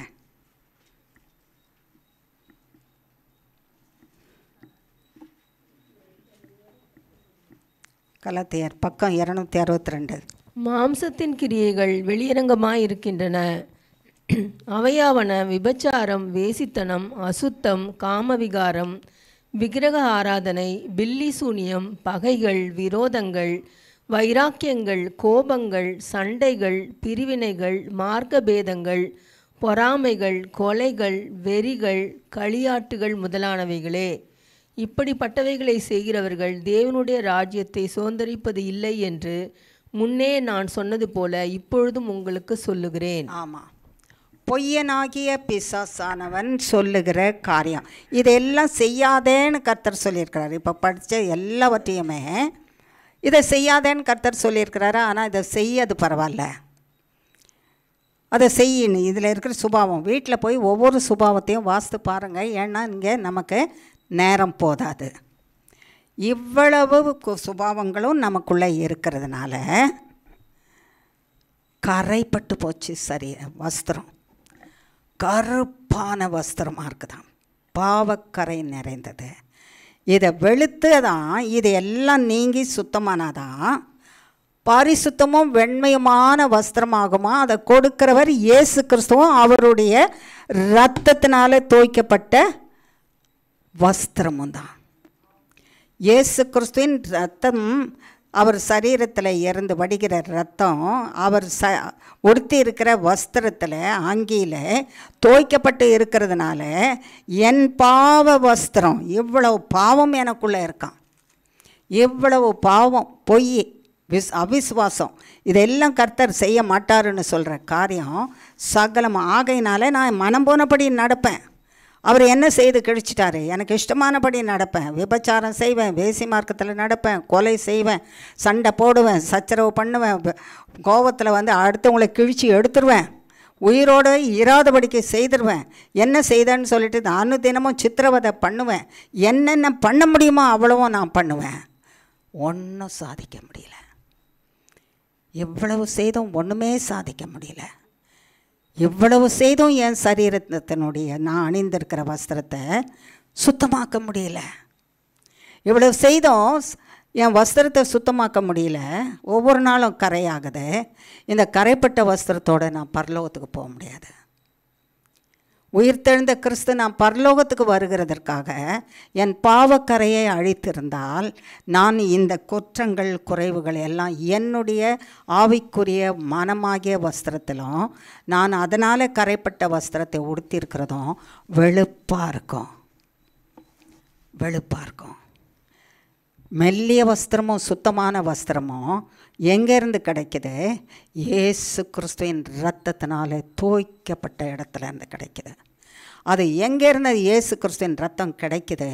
உயிர்த்தெழுந்த இயேசு கிறிஸ்துவின் சரீரத்திலிருந்து வடிந்து கொண்டு இருக்கிறது. இயேசு கிறிஸ்துவின் உயிர்த்தெழுந்த சரீரத்திலிருந்து வடிந்து கொண்டு இருக்கிறது. உயிர்த்தெழுந்த இயேசு கிறிஸ்து உனக்குள்ளே இருப்பாரானால், அந்த கேள்வியை தான் கர்த்தர் கேட்டார். உயிர்த்தெழுந்த இயேசு கிறிஸ்துவை ஆராதிக்க வரீங்க, வாங்க, வேணான்னு சொல்ல. புதிய வஸ்திரம் தரீங்க, வேணான்னு சொல்லலை. மட்டன் பிரியாணி வாங்கி சாப்பிடுங்க, வேணான்னு சொல்ல. சிக்கன் 65 செய்து சாப்பிடுங்க, வேணான்னு சொல்லலை. உயிர்த்தெழுந்த இயேசு கிறிஸ்து ரத்தம் சிந்தினாரே உன் பாவக்கரையை நீக்கி பரலோகத்தின் வாசியாக மாற்றுகிறதற்கு. அவர் வெளுத்த உன்னுடைய வஸ்திரம் வெண்மையும் பரிசுத்தமாக இருக்கிறதா? அவர் உனக்குள்ளே இருக்கிறாரா? உயிர்த்தெழுந்த கிறிஸ்து உனக்குள்ளே இருந்தால் தோய்க்கப்பட்ட இரத்தத்தினால தோய்க்கப்பட்ட இயேசு கிறிஸ்துவின் அங்கேயும் உனக்குள்ளே இருக்கும். அவர் வஸ்திரம் இல்லாமல் நிர்வாணமாவா இருப்பார்? நிறைய காட்சிகளை பார்க்குறோம்ல, நிர்வாண காட்சிகளே இருக்குது இல்லை? அது என்ன ரத்தம்? யார் ரத்தத்தினால இருக்குது? அது வஸ்திரம் தான் இயேசுவின் இரத்தத்தினால தோய்க்கப்பட்டிருக்குது. உயிர்த்தெழுந்த கிறிஸ்து உனக்குள்ளே இருப்பாரானால் அவருடைய இரத்தம் உனக்குள்ளே இருக்குது. உன் சிந்தையை மாற்றுகிறது. சிந்தையில் இருக்கிற அசுத்தம், பாவ அசுத்தம், கண்கள் பார்க்கிற பாவ அசுத்தம், செவிகள் கேட்கிற பாவ வார்த்தைகள், வாய் பேசுகிற பாவ வார்த்தைகள், கரங்கள் செய்கிற பாவ கிரியைகள், சரீரத்தின் அவயவங்களிலே செய்கிற பாவ கிரியைகள், ஆண் உறுப்புகள் பெண் உறுப்புகளிலே செய்கிற பாவங்கள் சகலமும், கால்கள் நடக்கிற தீமையான வழிகள் சகலமும் கழுவப்பட்டு தோய்க்கப்பட்டு வெளுக்கப்பட்டு இருக்கிறது. உன் சரீரம் வெளுத்திருக்கும், வெண்மையாக பரிசுத்தமாக இருக்கும். நீ உடுத்திருக்கிற வஸ்திரம் வெண்மையும் பரிசுத்தமாக இருக்கும். உயிர்த்தெழுந்த கிறிஸ்து உனக்குள்ளே இருந்தா இயேசுவின் ரத்தம் உனக்குள்ளே இருக்கா? இயேசு கிறிஸ்துவின் ரத்தம் உனக்குள்ளே இல்லைன்னா இன்றைக்கு கேட்டு பெற்றுக்கொள். கிறிஸ்துவை உயிர்த்தெழுந்த பண்டிகையை கொண்டாட வந்திருக்கிறேன் நானுன்னு சொல்கிறேன். நீ உயிர்த்தெழுந்த இயேசு கிறிஸ்துவின் ரத்தம் இல்லாமல் திரும்ப என்ன செய்யாத, போகாத உன் வீட்டுக்கு. எனக்கு கொடுங்க ஆண்டவரேன்னு கேளு. அப்போ தான் பரிசுத்தமாக்கப்பட்டு ஜீவனை பெற்று நித்திய ஜீவனை நீ பெற்றுக்கொள்கிறது. அவர் வாக்கு பண்ணினதை வாக்கை பெற்றுக்கொண்டு அவரோடு கூட வாழ முடியும். உயிர்த்தெழுந்த இயேசு கிறிஸ்து உன்னோட இருப்பாரானால் அவருடைய இரத்தம் உனக்குள்ளே நீங்காமல் இருக்கும். இரத்தம் தோய்க்கப்பட்ட வஸ்திரம் உன்னிலிருந்து நீங்காமல் இருக்கும். அந்த வஸ்திரத்தை தரித்து கொண்டவர்களாக, கர்த்தாவே கர்த்தாவே, ஆனுதினமும் என் பாவம் நீக்கப்பட்டு என் ஆவி ஆத்மா சரீரம் சிந்தை சுத்தமாக வெளுக்கப்பட்டு உம்முடைய இரத்தத்தினால நான் உடுத்தி கொள்கிற வஸ்திரம் எனக்கு பரிசுத்த வஸ்திரமாக கொடுங்க சுவாமி. வெண்மையும் பரிசுத்தமான வஸ்திரமாக கொடுங்க. இந்த வஸ்திரத்தை நான் தரித்து கொள்கிறதுக்கு நீங்கள் வரும் பரியந்தம் நீங்கள் என்னை விட்டு நீங்காமல் எனக்குள்ளே இருங்கன்னு சொன்னார். எனக்குள்ளே இருங்க, எனக்குள்ளே இருங்க. கர்த்தர் கேட்ட கேள்விக்கு இப்போ நம்ம பதில் சொல்கிறோம். ஏன்னா அவருக்கு தெரிஞ்சிருக்குது நம்ம எப்படி இருக்கிறோன்னு. உயிர்த்தெழுந்த பண்டிகையை கொண்டாடுறாங்கம்மா, 40 நாள் உபவாசம் இருந்தாங்கம்மா. அவங்க சுபாவம் போச்சாமான்னு கேளுன்னு சொன்னாங்க. 40 நாள் உபவாசம் இருந்தோம். சுபாவம் போச்சா? பெருமை போச்சா? அகம்பாவம் போச்சா? ஆணவம் போச்சா? நானுன்ற எண்ணம் போச்சா? நானுன்ற எண்ணத்தில் பேசுகிற நாக்கில் வர வார்த்தை போச்சா? திமிர் போச்சா? திமிரான வார்த்தைகள் போச்சுதா? தீய நடக்கைகள் போச்சுதா? பெரியவங்க சின்னவங்கன்னு இல்லாத மரியாதை இல்லாத பேசுகிற வார்த்தைகள் போச்சுதா? தேவனை மரியாதை இல்லாமல் பேசுகிற வார்த்தைகளை போச்சுதா? தேவனை தூஷிக்கிற தூஷணம் போச்சுதா? உன் வாயிலிருந்து, உன் சிந்தையிலிருந்து போச்சுதா? அவர் என்ன செய்வாருன்னு சொல்கிற வார்த்தைகள் போச்சுதா உன்னிடத்துலேருந்து? நான் பாவத்திலே வாழ்ந்துகிட்டே இருப்பேன் என்ன அவர், ஆனால் அவர் எனக்கு சொன்ன வார்த்தையை நிறைவேற்றணும்னா செய்ய மாட்டார். நான் பாவத்திலேயே இருப்பேன். என் மூளையில் வச்சுருக்கிறத நான் என் மூளையிலே வச்சுருப்பேன். என் மனசில் வச்சுருக்கிறத மனசுலேயே வச்சுருப்பேன். என் கண்ணில் வச்சுருக்கிறத கண்ணிலேயே வச்சுருப்பேன். வாயில் வச்சுருக்கிறது வாயிலேயே வச்சுருப்பேன். என் இருதயத்தில் வச்சுருக்கிறது இருதயத்தில் வச்சுருப்பேன். என் செவியில் வச்சுருக்கிறத நான் அப்படியே வச்சுருப்பேன். நான் அகம்பாவத்தோட ஆணவத்தோட திமிரோட நானுன்ற அகங்காரத்தோட பேசுகிறத பேசிகிட்டே இருப்பேன். நீங்கள் நான் நன்மை செய்வேன்னு சொன்னீங்களே, அதை செய்து ஆகணும். நிச்சயமாக கிடைக்காது, நிச்சயமாக கிடைக்காது. மனுஷனை ஏமாத்துகிற மாதிரி நீங்கள் நானும் ஏமாற்ற முடியாது. கர்த்தரை மனுஷனே ஏமாற மாட்டான், மனுஷனே ஏமாற மாட்டான். பொய்யான தோற்றத்தில் மனுஷனே ஏமாற மாட்டான். பொய்யான வார்த்தையில், பொய்யான தோரணை, பொய்யான அதிகாரமுள்ள வார்த்தைகள், பொய்யான நான் என்கிற கிரியைகளை காட்டும்போது எந்த மனுஷனும் நம்ப மாட்டான். நம்மளே நாம் ஏமாற்றிட்டுருப்போம். கர்த்தர் ஏமாறவே மாட்டார், ஏமாறவே மாட்டார். 40 நாள் உபவாசம், 40 நாள் ஜெபம், 40 நாள் ஆலயத்துக்கு வரேன், 40 நாள் வேதத்தை எடுத்து வாசிக்கிறேன். அதுக்கு முன்னாலே வாசிக்கலையா? வாசித்துருக்கிறேன். 40 நாள் வாசித்தேன்னா ஆமாம் வாசித்துருக்கிறேன். உயிர்த்தெழுந்த நாள் பண்டிகைக்கு இன்றைக்கி நல்ல காலையில் எழுந்து அது இது எல்லாம் செய்து வச்சுட்டு குளிச்சுட்டு எல்லாம் வந்திருக்கேன்னா ஆமாம் வஸ்திரம் தரிச்சிட்டு வந்திருக்கேன்னா நல்ல வஸ்திரம் தரிச்சிட்டு வந்திருக்கேன். எல்லாமா செய்திருக்கேன். உள்ளத்தில் இருக்கிறது போயிருக்குதா? நான்ன்றது போயிருக்குதா? இயேசு உன்னில் இருக்கிறாரா? இயேசு கேட்ட கேள்வி துக்கமாக இருந்தது. முதல்ல நான் என்னை ஆராய்ந்து பார்க்குறேன் ஆண்டவரேன்னு கேட்டேன்.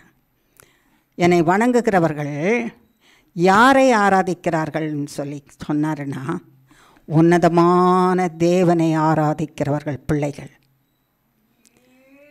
அவருக்கு மேலே வேறு தேவனே கிடையாது.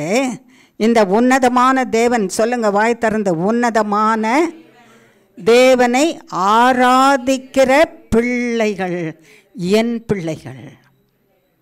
அவர்களுக்குள்ள உயிர்த்தெழுந்த நான் வாசமாக இருக்கிறேனா? இந்த கேள்விக்கு நாம் ஒவ்வொருத்தரும் யார்கிட்ட தான் பதில் சொல்லணும்? ஆமாம், ஏன்ட்ட சொல்லி நான் ஒன்றுமே செய்ய போகிறதில்ல. நான் என்ன செய்வேன்? ஆண்டவரே, மோசையை மாதிரி திறப்பின் வாசல்னு, ஆண்டவரே காப்பாற்றிருங்க, ஆண்டவரே காப்பாற்றிருங்க, ஆண்டவரே மன்னிச்சிருங்க, ஆண்டவரே மன்னிச்சிருங்க, ஆண்டவரே காப்பாற்றிருங்கன்னு கேட்டுட்ருப்பேன். இது வரைக்கும் அப்படி தான் கேட்குறோம், இனிமேலும் அப்படி தான் கேட்டுட்ருப்போம். எனக்காகவும் கேட்கணும், பரிசுத்தவான நீதிமானம் இந்த பூமியில் ஒருத்தரும் இல்லை. அவருடைய இரத்தத்தினால ஒவ்வொரு வினாடியும் மனுஷன் பரிசுத்தமாகி கொண்டே இருக்கணும். அவருடைய இரத்தத்தினால ஒவ்வொரு நாளும் பரிசுத்தமாகி கொண்டே இருக்கணும். உன்னதமான தேவனுடைய ஊழியக்காரர்களே, ஊழியம் செய்கிறவங்களே, மறந்துடுவாரா தேவன்? உன்னதமான தேவன், அவர் உண்மையுள்ள தேவன், பரிசுத்தம் உள்ள தேவன், அவருடைய பிள்ளைகளை மறந்துடுவாரா? நீயும் நானும் மறந்துட்டு நம்ம போகிற வழியில் போயிட்டு எனக்கு செய்யலைன்னு சொல்லிவிட்டு அவரை தூஷித்து கொண்டு இருப்போமானால் நன்மையை பெறமாட்டோம். ரத்தத்திலே தோய்க்கப்பட்ட வஸ்திரத்தை இன்னைக்கு வரைக்கும் உடுத்திட்டுருக்கிறாரு. நீயும் நானும் பட்டு வஸ்திரம் உடுத்திட்டு வந்து உட்காந்துருக்குறோம். என்ன வஸ்திரம் உடுத்திட்டுருக்குறோம்? வெளியில் போகணும், கல்யாணத்துக்கு போகணும், காட்சிக்கு போகணும், அங்கே போகணும், இங்கே போகணுன்னா பட்டு வஸ்திரம் உடுத்திக்கிறோம். ஆடில் பாருங்கள் எவ்வளோ பட்டு வஸ்திரம் உடுத்திருக்கிற உடுப்பு வந்து நீங்கள் அது விலையை பாருங்கள், அது ஸ்டிச்சிங் சார்ஜ் பாருங்கள், எத்தனை பெரிய வஸ்திரத்தை உடுத்திருக்கோம். உனக்காக எனக்காக, இன்னமும் உன் பாவம் மன்னிக்கப்படுகிறதற்காக, என் பாவம் மன்னிக்கப்படுகிறதுக்காக, நீ பரிசுத்தப்படுகிறதற்காக, நாம் பரிசுத்தப்படுகிறதுக்காக, நீ பரலோகவாசியாக மாறுகிறதற்காக, நாம் பரலோகவாசியாய் மாறுகிறதற்காக, அவரை நம்பி இருக்கிற அத்தனை பேரும் பரலோகவாசிகளாய் மாறுகிறதற்காக இரத்தத்திலே தோய்க்கப்பட்ட வஸ்திரத்தை உடுத்தியிருக்கிறார். இரத்தத்திலே தோய்க்கப்பட்ட வஸ்திரம். அது இல்லாட்டா நீ செத்து போயிட்ட, நான் செத்து போனேன், அவ்வளோதான். ரத்தம் இல்லை, அவர் ரத்தம் இல்லைன்னா நீயும் நானும் மரித்து போனவர்களாகிடுவோம். பரலோகத்துக்குள்ளேயே போக முடியாது. அவர் ரத்தம் கிடைக்கிற வரைக்கும் ஒன்றுட்டு நம்ம காலம் தாழ்த்திட்டே போகக்கூடாது. இன்றைக்கு என்கிற நாள் போல் ஆண்டவரே, உங்கள் இரத்தத்தினால எங்களை சுத்திகரிங்க, உங்கள் இரத்தத்தினால என்னை சுத்திகரிங்க, உங்கள் இரத்தம் தோய்ந்த வஸ்திரத்தினால என்னுடைய வஸ்திரத்தை பரிசுத்தமாக்குங்க, வெண்மையும் சுத்தமுமான வஸ்திரமாக மாற்றுங்க. என் தலையிலேருந்து, மூளையிலேருந்து, கண்களிலிருந்து சொல்லு, ஒவ்வொருத்தரும் சொல்லு. என் தலையிலிருந்து, மூளையிலிருந்து, கண்களிலிருந்து, செவியிலிருந்து, வாயிலிருந்து, வார்த்தையிலிருந்து. நாவு எங்கே இருக்குது? தலையில் யாருக்கும்? நாவு தலையில் யாருக்கும்? நாவு எங்கே இருக்குது? வாயில் இருக்குது. தலையில் வச்சுன்னு நாவுன்னா சொன்னால் என்ன அர்த்தம்? நாவிலிருந்து, வாயிலிருந்து, உதடுகளிலிருந்து, கைகளிலிருந்து, சரீரம் முழுவதிலிருந்து. சரீரம் எங்கே இருக்குது? காற்றுல போயிடுச்சா?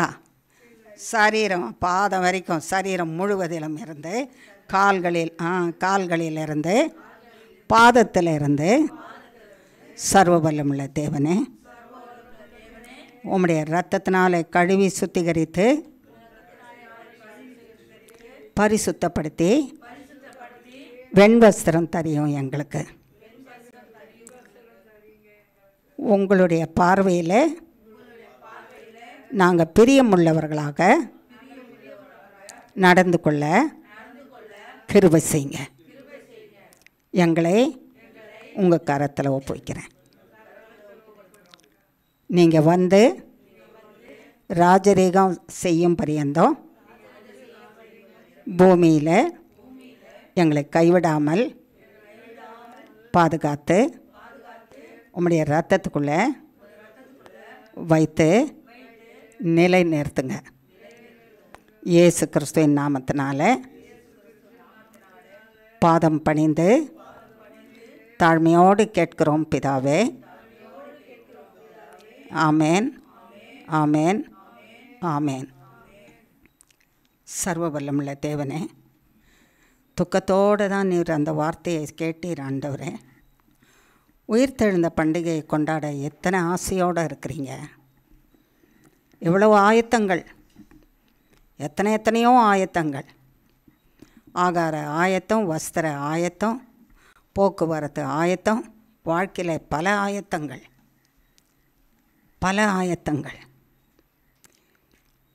எத்தனை ஆயத்தப்படுகிற நீங்கள். உயிர்த்தெழுந்த இயேசு கிறிஸ்து உனக்குள்ளே இருக்கிறாரா?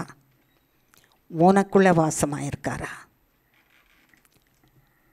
என்று கேளுன்னு சொன்னீர் ஆண்டவரே. நீர் சொன்ன நேரத்திலிருந்து நான் என்னை ஆராய்ந்து பார்த்து கொண்டு இருக்கிறேன். இப்பொழுது நீர் சொன்ன வார்த்தையின்படி இந்த செய்தியை கேட்க வந்திருக்கிற அத்தனை பேரும் ஆராய்ந்து பார்க்கத்தக்கதாக சர்வ வல்லமுள்ள தேவனே, உம்முடைய வார்த்தையை நீர் பேசினீர். நாங்கள் யார் என்று சொன்னீர் என்றால், உன்னதமான தேவனை ஆராதிக்கிற என் பிள்ளைகள், ஆராதனை செய்கிற கூட்டம் என் பிள்ளைகள். உன்னதமான தேவனை சேவிக்கிற கூட்டம் என் பிள்ளைகள். உன்னதமான தேவனை ஊழியம் செய்கிறதற்கு, தேவனின் ஊழியம் செய்கிறதற்கு தெரிந்து கொள்ளப்பட்ட ஊழியக்கார சேனை. Thank you Lord. ஞானமற்ற எங்களுக்கு ஞானத்தை கொடுத்து, புத்தி தெளிவை கொடுத்து, நாங்கள் யாருக்கு சேவை செய்யணும், யாருக்கு ஊழியம் செய்யணும், யாரோட இருக்கணும், எப்படி வாழணும்னு எங்களுக்கு சொல்லி கொடுத்தீர். ஸ்தோத்திரம் ஆண்டவரே. இயேசு கிறிஸ்துவின் ரத்தம் தோய்ந்த வஸ்திரம் எங்களை மூடிக்கொள்வதாக. அந்த வஸ்திரத்தில் எங்களை மூடிக்கொள்ளும். உமக்குள்ளே எங்களை வைத்து காத்துக்கொள்ளும். உம்முடைய ரத்தம் நீர் பூமியில் ராஜரீகம் செய்ய வரும் பரியந்தம் எங்களிலே நிலைத்திருக்கட்டும். உம்முடைய ரத்தமும் நீரும் ஆண்டவரே எங்கள் மூளையும் மனதையும் ஆண்டு கொள்ளும். ராஜரீகம் செய்யுங்க. கண்களை பரிசுத்தப்படுத்தி ராஜரீகம் செய்யுங்க. வாயை பரிசுத்தப்படுத்தி ராஜரீகம் செய்யுங்க. சரீரத்தின் அவயவங்கள் ஒவ்வொன்றையும் ராஜரீகம் செய்து ஆளுகை செய்து கொள்ளுங்க. பரிசுத்தப்படுத்துங்க. கைகளையும் கால்களையும் ஜீவனையும் ஆவியும் ஆத்துமாவையும் சிந்தையும் பரிசுத்தப்படுத்தி உம்முடைய ரத்தம் நிலைத்திருந்து எங்களை ராஜரீகம் செய்து உம்முடைய ரத்தத்தினாலும் உம்முடைய வல்லமையினாலும் உம்முடைய ஆவியானவராலும் உம்மாலும் ராஜரீகம் செய்து காத்துக்கொள்ளும். உம்முடைய கரத்தில் எங்களை ஒப்புவிக்கிறேன் சுவாமி. பொறுப்படுத்திக்கொள்ளும். இந்த எல்லா விண்ணப்பங்களையும் கர்த்தராகிய இயேசு கிறிஸ்துவின் நாமத்தினாலே பாதம் பணிந்து தாழ்மையோடு கேட்கிறோம் பிதாவே. ஆமேன், ஆமேன், ஆமேன். என் ஆத்துமாவே கர்த்தரை ஸ்தோத்ரி, என் முழுவலுமே அவருடைய பரிசுத்த நாமத்தை ஸ்தோத்ரி. என் ஆத்துமாவே கர்த்தரையே ஸ்தோத்ரி, கர்த்தர் செய்த சகல உபகாரங்களையும் மறவாதே. ஆமேன், ஆமேன், ஆமேன். இயேசுவின் ரத்தம் ஜெயம். இயேசுவின் நாமத்துக்கே ஸ்தோத்திரம். ஆமேன். God bless you all.